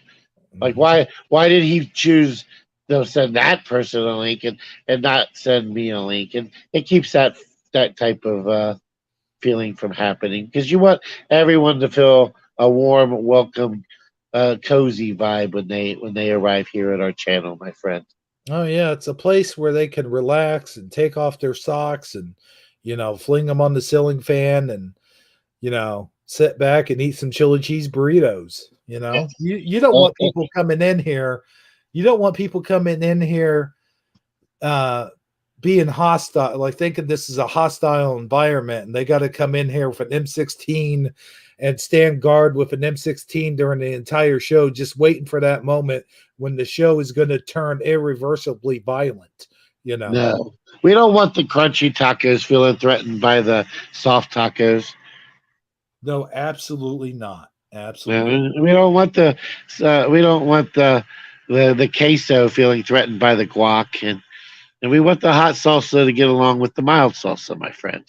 Oh yeah, we want those guys, those fashions to get along. But anyway, where were we going with this whole thing? Well, a couple things we could do here at this point. At this juncture. Yeah, I don't know if you even want to go here or not. I'll leave it totally up to you. We forgot to discuss it right before we went live, and I just remembered it. But there was a Mandela effect video from a Recall Vector. Vector. Yeah, and I got his permission for us to air it tonight. Mm-hmm. So I didn't know if you still wanted to do that or not. This seems like it might be the right time to do so if we were going to. Well, there is, you know, I think I've heard of this. I think I might have heard of it, but to me, this might be like I've personally experienced it, but not to that extreme. No, it's extreme. It's really extreme. Yeah, so that's the part where I think it And I get that it's even though that in this reality it's still considered to be a rare thing that doesn't occur all the time. But I don't remember it ever occurring at all. No, well, I know that there's this thing where if your shirt gets wet and it sticks to your pecs, and Well, then we haven't told them what it is yet. well, go ahead and set it up, and then we'll talk about it. All right. Well, are you going to bring up the link? Are we going to look at it? He gave us permission to play his video. I get that, but I'd like to set it up first. I don't want people. Yeah. Well, I mean, while I was doing that, I thought maybe you'd be getting it ready while I was setting it up. Is what I'm trying to say, I guess. Oh, okay. I got you. Go ahead. All right. So here's the Mandela effect. And the long and the short of it is runners now, when they finish marathons, they have, well, there's no really other way to say it. He wrote bloody nipples, right? Bloody nipples. Yeah, bloody nipple Mandela effect. And Recall Vector recently had a subscriber bring it to his attention, and so he decided to make a ME video about it. And I reached out to him shortly thereafter, and he said we could play it on the show. But it actually shows footage of this phenomenon occurring. I'm asking chat, I guess, put a 1 in the chat if you've always known about bloody nipples and it's nothing new really, or put a 2 if this is news to you. I can't click on it. Huh. I can click on the picture, like it's just a picture you that you took of the. Is there a link below the picture? Yeah, I tried to click it and I can't. All right, let me see if I can just find it real quick. I'll just go to his channel and get it again. Mm-hmm. Unless it's above the other one. Hold on. Oh no, that's the Blues Brothers. Whoops. I have it here. Give me 1 second. Okay, I'll give you 1 second. Just 1 second, folks. Give him 1 second. Let me read some of the good comments of the good people of the audience here. They really haven't been talking a whole lot. Not since Propagate This Light. He said, NA join link the stream. Hey, I'm late, but I'm here. I read that already. Thanks. I had a lot of fun. Yep, I had a lot of fun too, dude. We're gonna have to do it again someday. Michael Fontaine says it's all about fun. Yep, that's what we're having here tonight. Is all about fun, information. We're giving you informative stuff as well. 2 and men can get breast cancer. Yeah. See, that one I knew about. I knew about men can get breast cancer. Yeah. All right. So you should have it now. And I can't. I think I put it in your personal hangouts. And man can lactate. That was one that freaked me out when I heard about it a long time ago. It's like that just sounds like a really bad energy drink. Men can lactate. Yeah. Like for old people. Yeah. You got any of that man can lactate left? I feel like something's coming on. Oh man, Saji, you are too funny. All right, let's bring up the article, or not article, the video.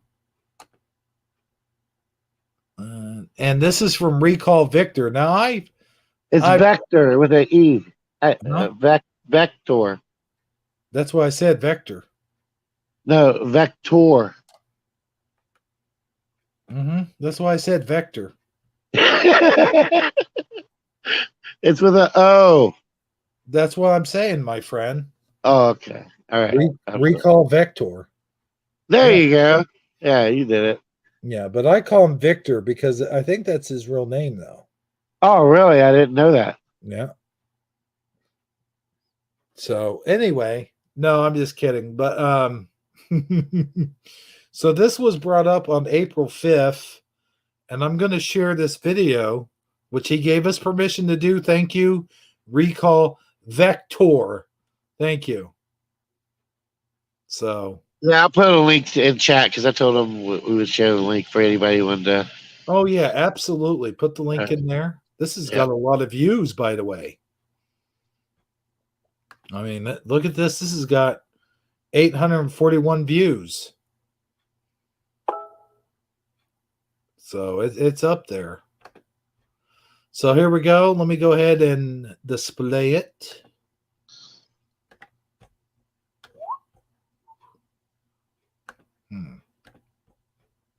This looks a little extreme, my friend. Look at this.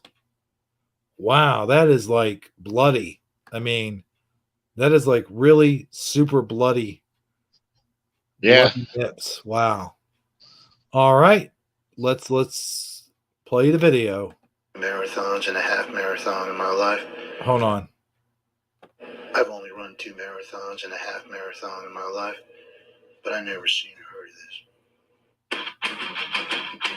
And there's this intro. I thought we'd get in trouble for playing that intro.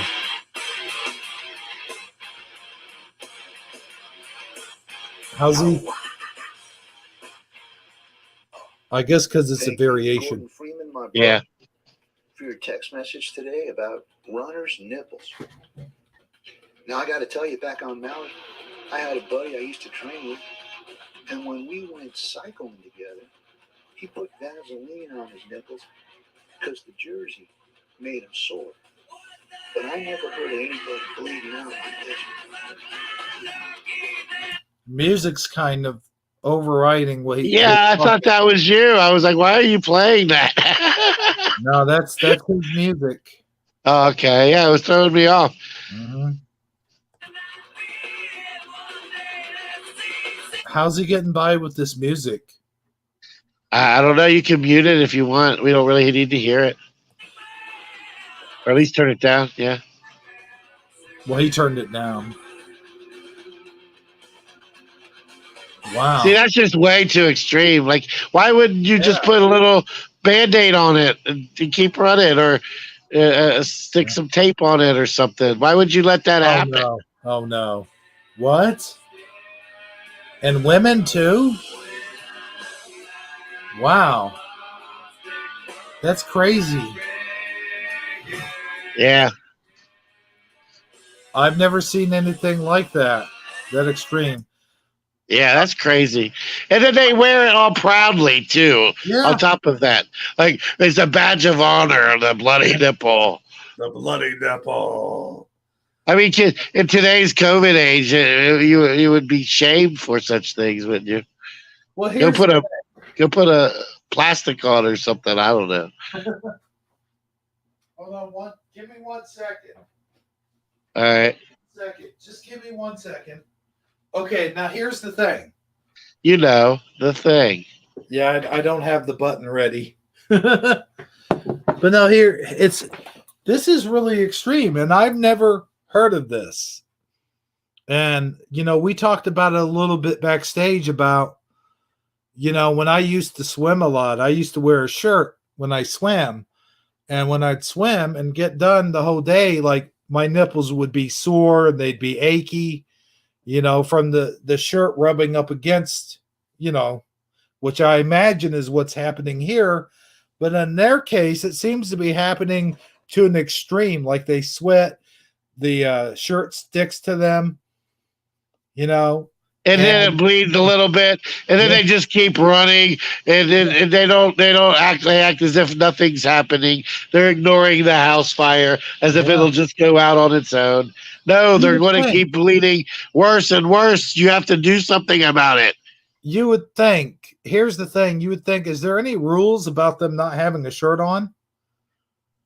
Yeah, there probably is, because it would give a men advantage over women if men could take their shirts off. Oh, I see. Because I was going to say, why not just run with the shirt off? Why are they putting themselves through this?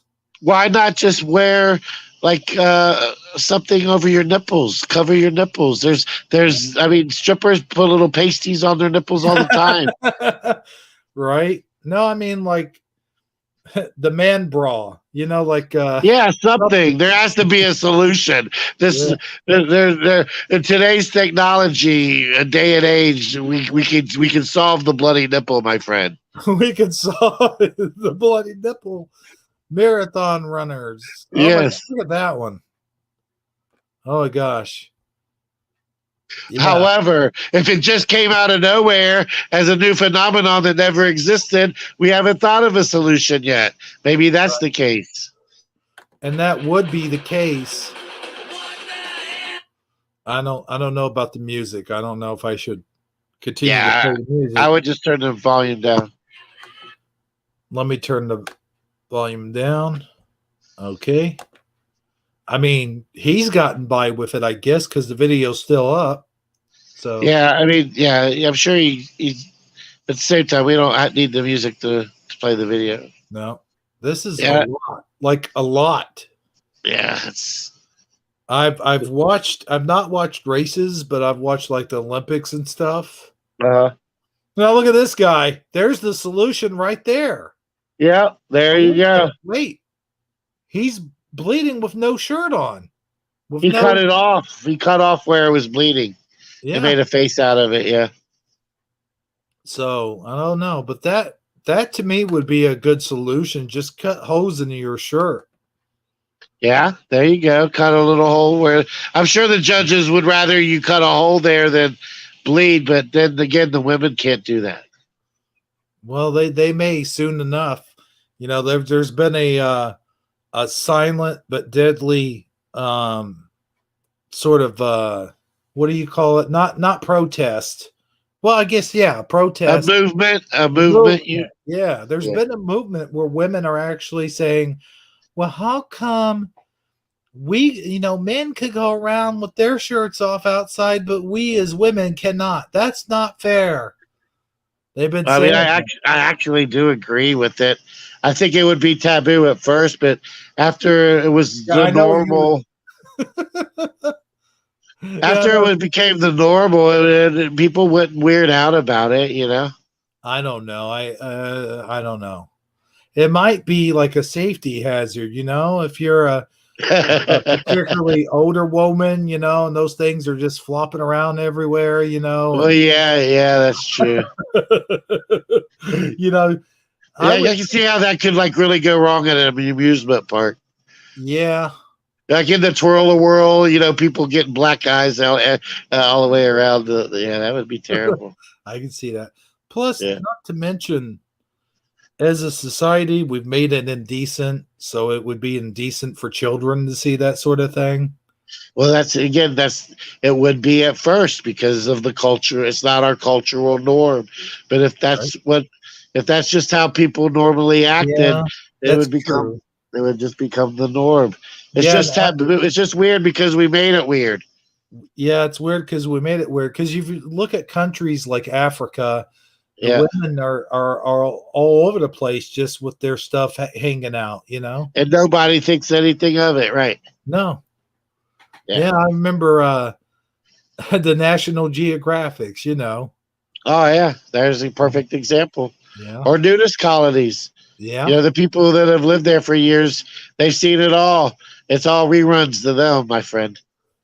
It's the norm. It's the normal thing. Yeah. Yeah. So who knows? Maybe someday in the future, that will become a norm if this movement keeps on going. Yeah, it's hard to say, man. There's going to be a lot of people against it. I can tell you that much. Right.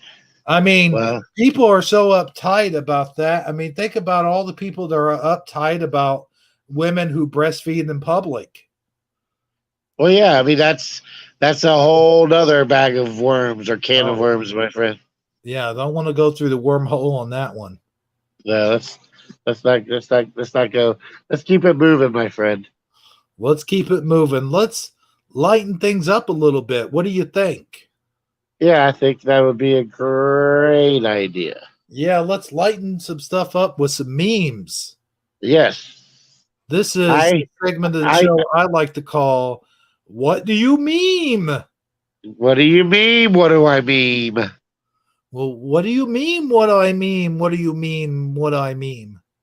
Well, I happened to find I found them. I did a search today for Taco Tuesday images Taco Tuesday. on Twitter. Yeah, the hashtag Taco Tuesday Taco Tuesday. with the regular spelling, taco like TACO. Uh-huh. And I found a lot of images, and I sorted through them, and I found a few, around a little more than a dozen of them or so, and created a top 10 list. A top 10 list, like David Yes. Letterman. Yes. The old David Letterman top 10 list. You know, we've got 7 people in here. They're not chatting away, are they? Well, get to chatting, my friends. That's what I want to hear your reactions. I want to hear chat reactions to these images. If you like them, if you hate them, if you're indifferent, just type "I'm indifferent," I guess. But type something, and whenever you're ready, sir, let the presentation begin. It's a simple and easy, straight to the point, dashed with fun colors and dancing taco, holding down number 10 respectively. Wait, am I reading these backwards? No, you're reading correctly, except we can't see it. Oh, I know. I'm getting to the reveal. See, I gotta get to the big reveal.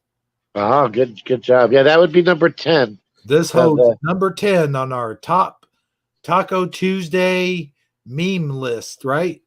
Yes. What do you mean? What do I mean? There's our simple Taco Tuesday. Look at the guy. He's so happy. He doesn't realize he's going to get devoured here in about 15 minutes. Yeah, he doesn't realize how short his life expectancy is, does he, my friend? No, he probably wouldn't be so happy. Now, he kind of looks like the one that you use on your Taco Tuesday a little bit. No, yeah. Like he looks like he could be like a distant relative or something. He could be. He could be. Yeah. So there's that one. Yeah. All right. Very simple and to the point. You're going to have to read these because when you bring up the image, I can't see what I typed. Oh, yeah. So here we go. Number 9. Number 9 on our top 10 list. Let's go. Number 9 is just more of what made number 10 so great. Even more fun, colors, and 3 dancing tacos. That's what's up. Is that how I was supposed to read it, sir? Oh, you couldn't have done it any better myself. Oh, wait, I couldn't have done it any better myself. Okay. So respectively, here is numero what's 9? What is 9? Siete. Oh crap, we can't see it. It was there. There it is. All right. Taco Tuesday. Man, those guys are so happy. See, I have a problem with that. Why are they so happy? Because they it's Tuesday, my friend. Well, Tuesday. you would think they would be freaked the heck out. I mean, that's it. They're panicking. We think they look happy to us, but they're in a panic. They're scared for their lives, my friend. Oh, okay. Well, they're probably in denial. It's kind of like a cow roaming the pastures, doesn't realize he's about to get slaughtered, you know. Yeah, that's true. We're probably gaslighting them, my friend. I would say so. Yes, sir. Well, here we go. Here's number 8, I think. Number 8 is... Oh, I think you guys are going to really appreciate number 8. I think Saji did a lot of work for this one. All right. Yoda bringing the Force to Taco Tuesday with his switching subject with the predicate crap. That's shirt's only impressive. That shit is only impressive. Oh. The first few times you hear it. Okay, that must be a typo then. Yeah, it auto-corrected shit to shirt for me, because it didn't want me to curse in Hangouts. I got you. But But it's only impressive the first few times you hear it, and then the sound pompous. And then it just sounds pompous, yeah. Ah, okay. Oof. Okay. All right. Here's this next meme. But digress I do. All right. So I'm going to try to read this one exactly the way he would say it. Taco Tuesday, it is. Eat tacos we must. Goodness. Okay. There's that one. And that's number 8, right? Yes. Even Yoda coughs a lot because he knows it's hard to talk like that. Yeah. He needs to quit that smoking, to be honest with you. Yeah. He tokes with Jabba sometimes. Tokes that whatever that Jabba the Hutt's got there in his big hookah, whatever that thing is, Oh yeah, for sure. Number 6, I actually wrote it to be read in your voice, so you should. No, wait, no, it's the next 2 actually. Both of the next two.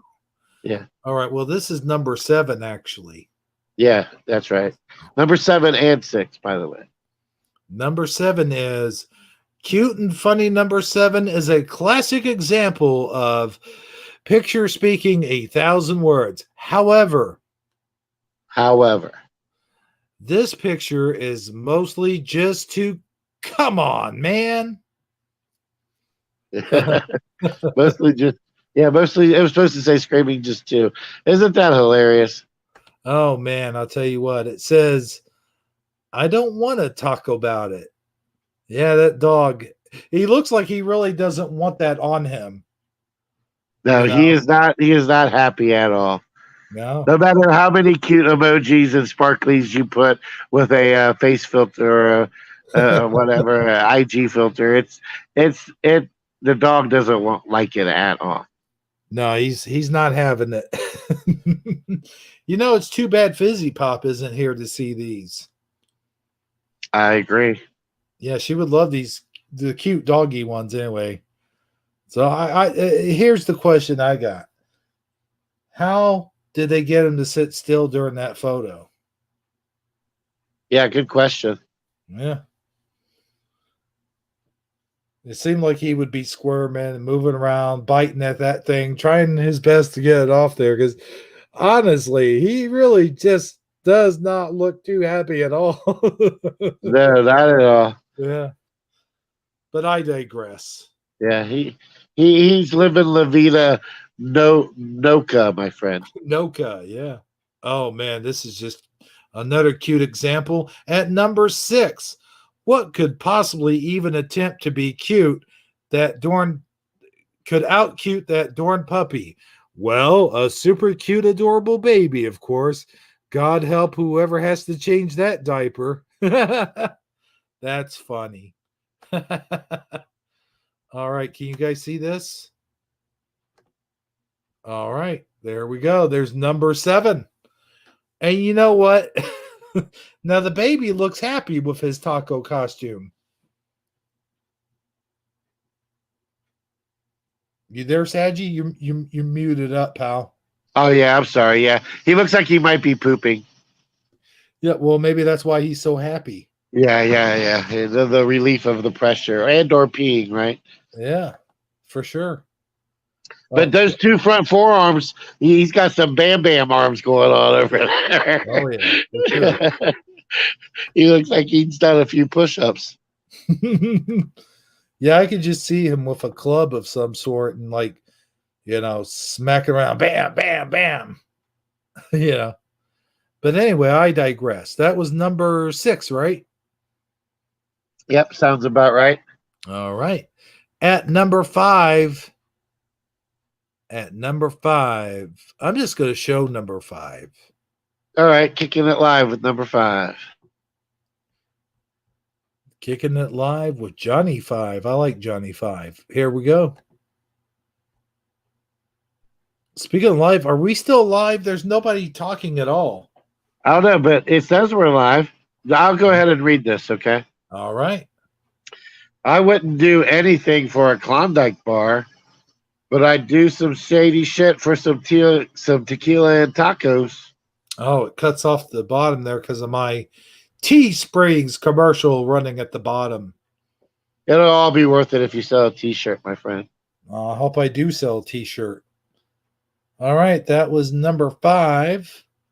Okay, so we are still alive. Keith's dad says, I'm playing games while listening. Sorry. No, that's okay. I was just curious because, like, nobody is talking. Like, it went dead silent. Let's see. What time is it? It went dead silent for a good 30 minutes. So, I was And just that doesn't happen very often around here. No, we usually have a very chatty audience. All right. Whoops. I keep showing our personal information. Hold on. There. You're not. I couldn't see. All I could see was the sign. Oh, really? Yeah. So, wait a minute. Let me do this. So, if I do this, if I go here, you can't see this. I still see the Klondike bar thing. Cool. All right. Yep. At number 4, Cheech and Chong got a lot of taco going on. It seems as usual they have concocted a plan for achieving positive outcome. Now, where did I hide my super fire hot sauce? Is Cheech.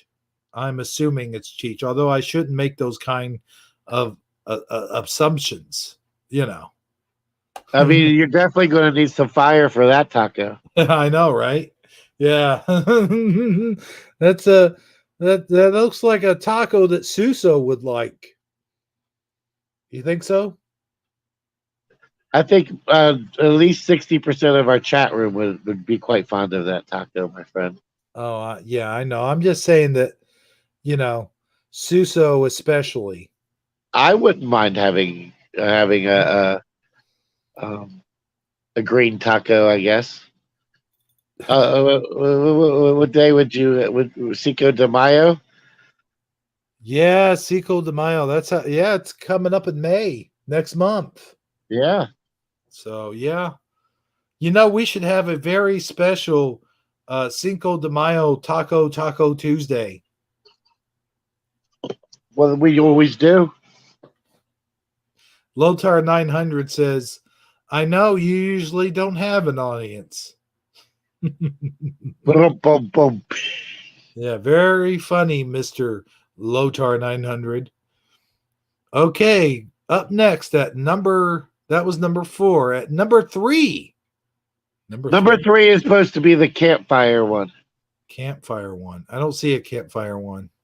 It's tacos by a campfire. Ah, okay. Let's see. Number 3 pretty much speaks for itself. I am sure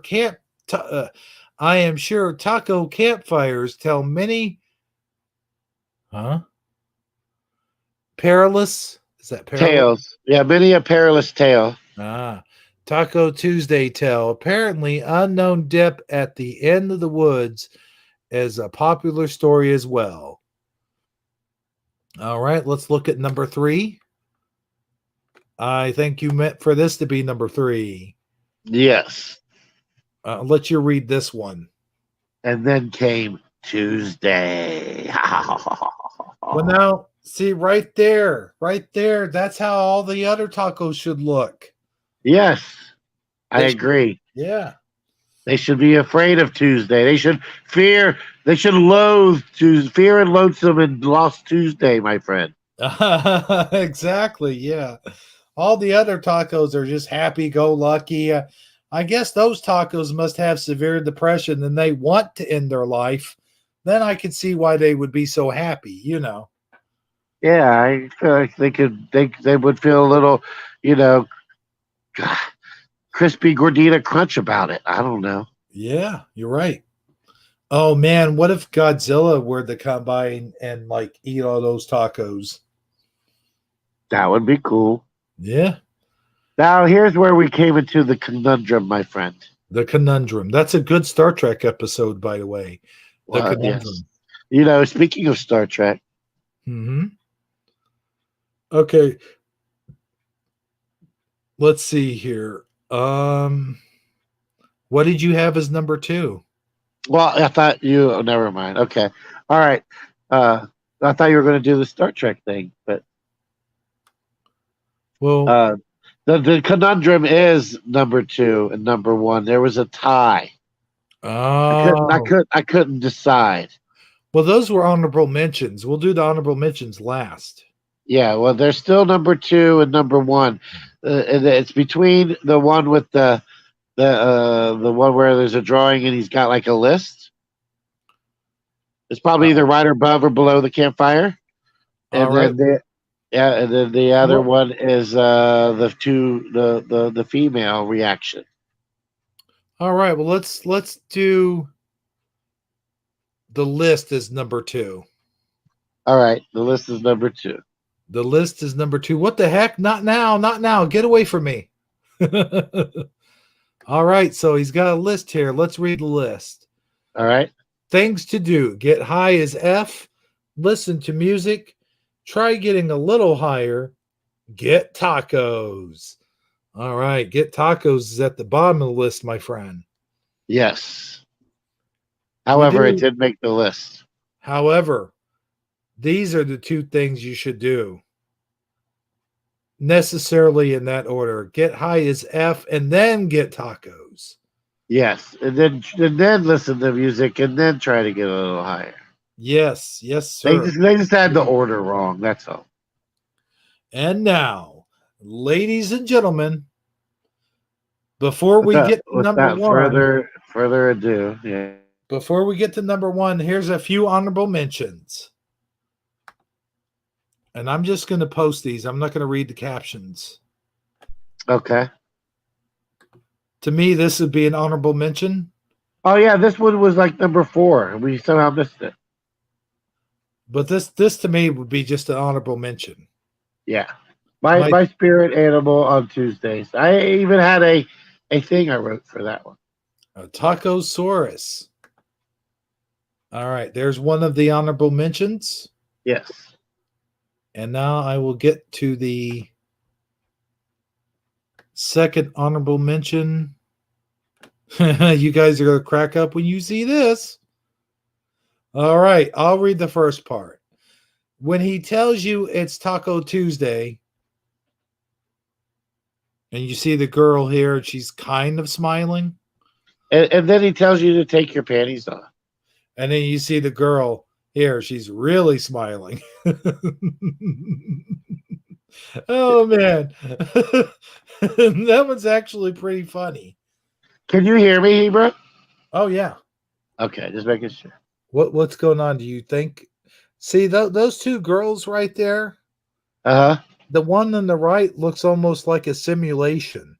The one on the left, though, that she looks real. Yeah.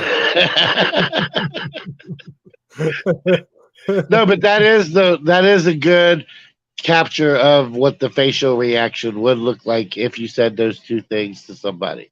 Oh, I would think so. Yeah. In that order, yeah. Yes, in that order. So here's another honorable mention. That one was tied for number 1, by the way. Here's another honorable mention. And Yeah, this, that one. What do you think's going on there, man? this cat is very upset looking, just like the dog was, but the dog just looked kind of sad. This cat looks pissed. She's like, Yeah. Dude, really? Yeah, he looks like he's having a really bad day. Yeah. You know, I would not mess with him today. Today is not the day to press that particular cat's buttons, let me tell you. Yeah, that is one mean pussy. Also, my friend, I got something to say to you. Yes. That is how they celebrate Cinco de Mayo in China. Oh, I knew there was going to be a Chinese joke in there somewhere. Oh, yeah. Yep. You know, I can't let that stuff go. All right. Now, enough of the honorable mentions. Ladies and gentlemen, with no further ado, hold on a second. Let me get something ready here. Do do do do do do do. Do do do do do do do do do do do do do do do do. You guys talk amongst yourselves while I get things ready. Oh, okay. Talk amongst ourselves, he says. Oh, never Well, mind. Never mind. I got it. I got it. all right.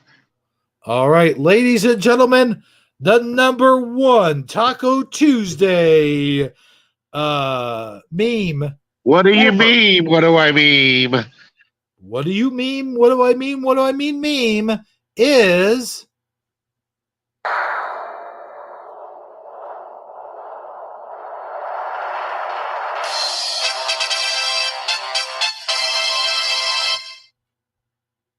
oh, I guess that's when I is these guys. Boom. Well, it played again. Sorry.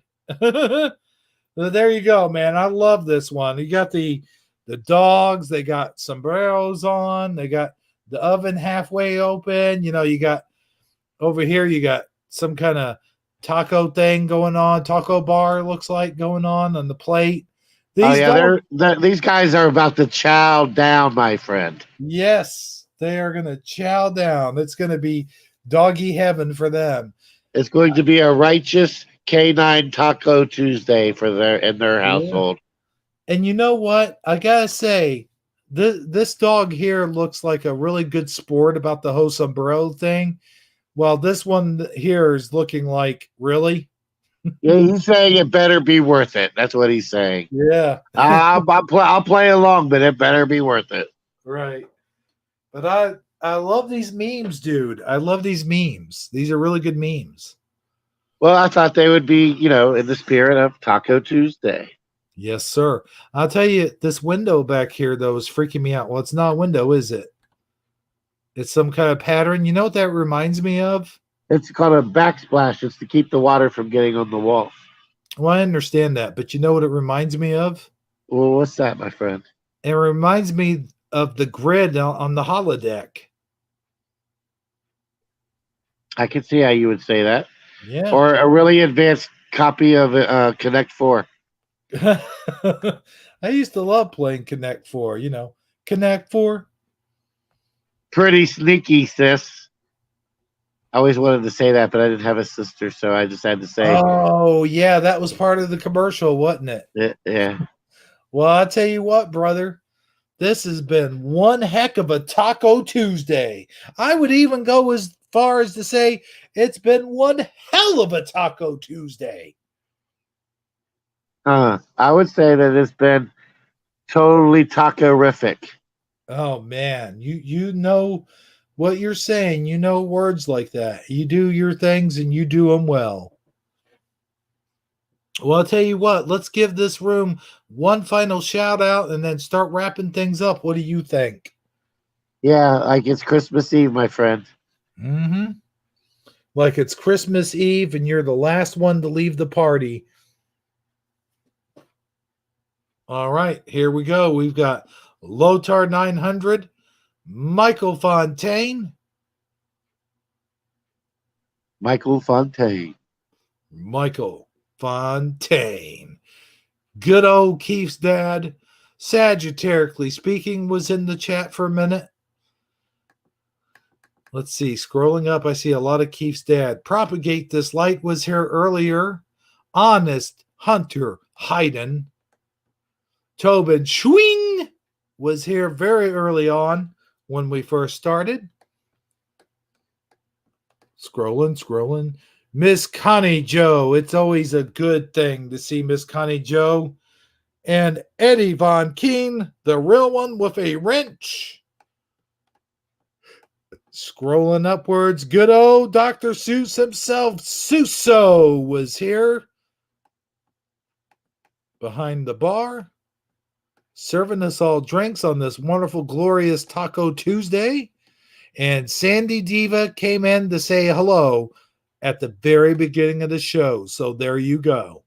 Well, you had a late popper there at the very end. Oh, Salome is here as well. Man, we're finally getting a crowd and we're wrapping up the show. That's the way it goes, my friend, in I Taco know. Land. Mm. When you're about to close the buffet, the best of the bus full of Portuguese children arrive. It's just the way it goes. Oh no. Oh boy, that's good. I tell you what, is that a cherry cheesecake she's using as an icon? Let me see. Hmm. Yes, I believe it is a cherry, some type of cherry covered dessert, my Well, friend. maybe it's the same cherry pie that Jokey Smurf that he uses to put bombs in. It very well could be. Yeah, I think that's the surprise I'm gonna get when I get home one of these days. Be like, I'll think it's a good cherry pie or something like that, and then I start to dig in, and it blows up in my face. I just hope if that ever does happen, she has the forethought to videotape it so that you can upload it on your channel later. Oh man, yeah, that's true. Oh, she's saying he doesn't put bombs in the cakes; he puts them in gifts. Ah, All right, well, I got it wrong. I got it wrong, my friend. I got it wrong. I'm sure she can make the whole bomb and a cake thing happen for you if that's really how you want to go out, my friend. Oh, no. That's quite okay. I'll go. I could have swore that he put bombs in the cakes. Huh. Oh, now she's saying both. So. Oh, okay. Well, there you have it. Yeah.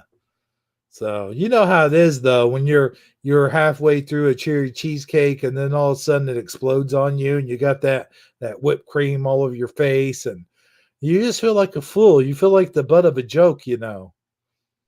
Well, it really all just depends on the happenstance and the way it occurred. But I understand what you mean.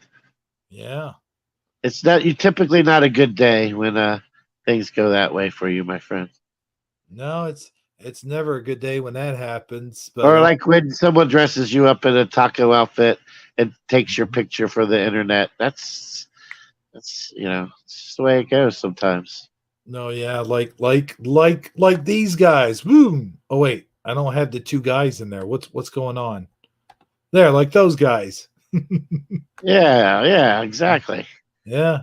I'll tell you what though, that is my favorite one of all the ones we showed tonight. I have to admit, I was quite fond of it too. Yeah. I was surprised I didn't put it in the list, but it didn't have any words to it. That's why I did. Oh, It yeah. didn't have a caption. There's got to be a funny caption for it though. Yeah, something about this taco party's gone to the dogs or something like that. I don't know. Yeah, totally agree. Yeah. But we'll figure it out sooner or later. I mean, it's a little too rough to think about right now. Yeah, I think we've reached the end of our Taco Tuesday creative thought process, my friend. Yeah, we've pawed off more than we could chew. Yes, we definitely have. We've scratched the surface and then some, my friend. Yes, I do believe so. But hey, I got some announcements. I got a couple of announcements. There will be a Shifty Sunday, but there won't be a Shifty Sunday. Right? What do you mean?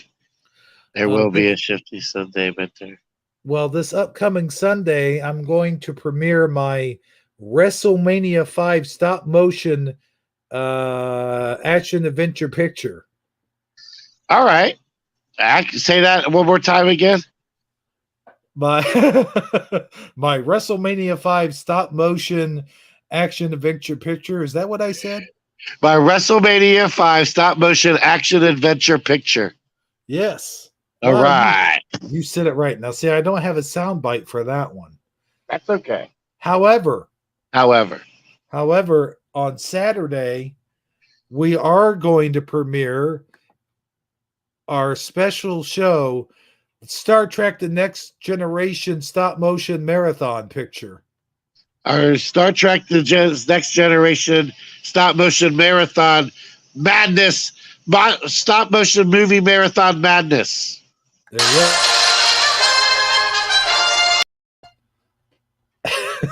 I had to do that just one more time, but yes, in all seriousness, though, man, it's been a hell of a good show, and I appreciate you for being on here, and I appreciate our audience for being here as well. And we will. Oh yeah, Keith's dad hopefully will be joining us for that Saturday. What did I call it again? Saturday. Star Trek Saturday night stop motion movie marathon madness. Exactly. So anyway, with no further delay, I have been delaying here for a few minutes, but it is good to see all you fine audience guys in there. So check us out on Saturday. It should be a fun day. And I know one person that will be joining us is probably going to be Rain on the Plains. Yes, Rain on the Plains. Rain on the Plains loves the sci-fi, I'll tell you, brother. But anyway, my final thoughts are this. I want all of you guys to stay in touch, to keep both eyes on the skies, and remember, always question your reality. And, God bless you guys. You guys are just an awesome audience. And we got bone-breaking action coming in at the last minute. Ha, ha, ha.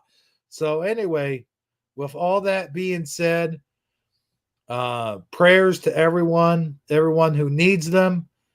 We will pray for you. I know Miss Connie Joe still has a hurt back and something else. I think it was a broken ankle. She broke her leg. Broke her leg, yes. I got something I wanted to say too, real quick. But let me. Okay, I know that'll be your final thoughts, right? Yeah. Go ahead, though. Yeah. Okay. So, with all that being said, guys, we really do appreciate you as an audience, and I love each and every one of you, and wish you well, and hope we see you on Saturday. All right, that's my final thoughts. Your turn, Saji. I literally am going to throw the mic to you. Here you go. Whoop. All right.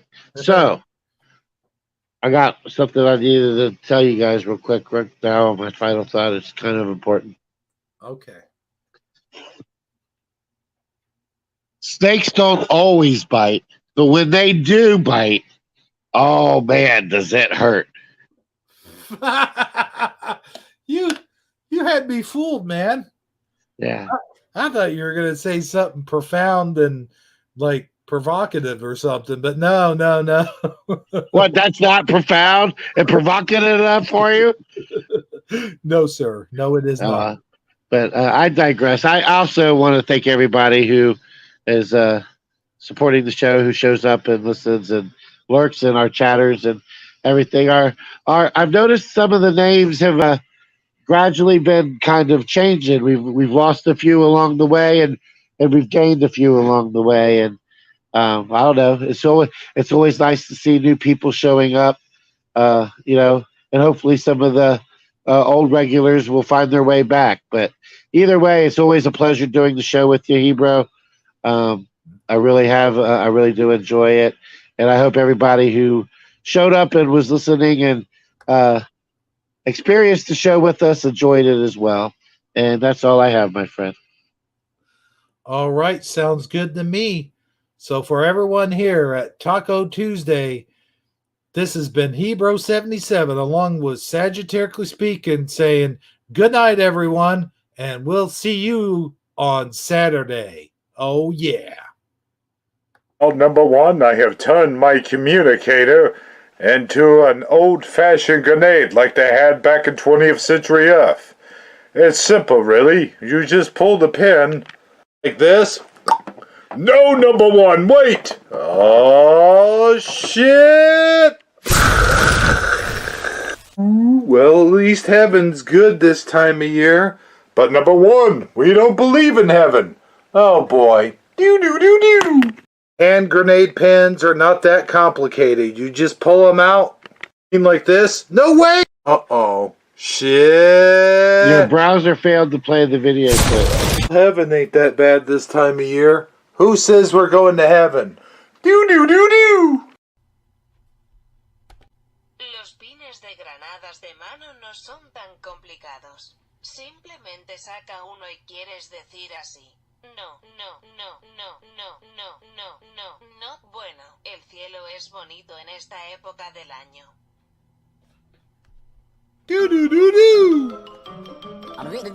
That's all, folks. That's the end of the show. We hope to see you all again next time for Taco Tuesday. Yeah, Taco Tuesday. Yeah, Taco Tuesday. I said taco. Yeah, Taco Tuesday. So long, everybody. Ha ha. Yeah. What do you mean? What do you mean, my brother?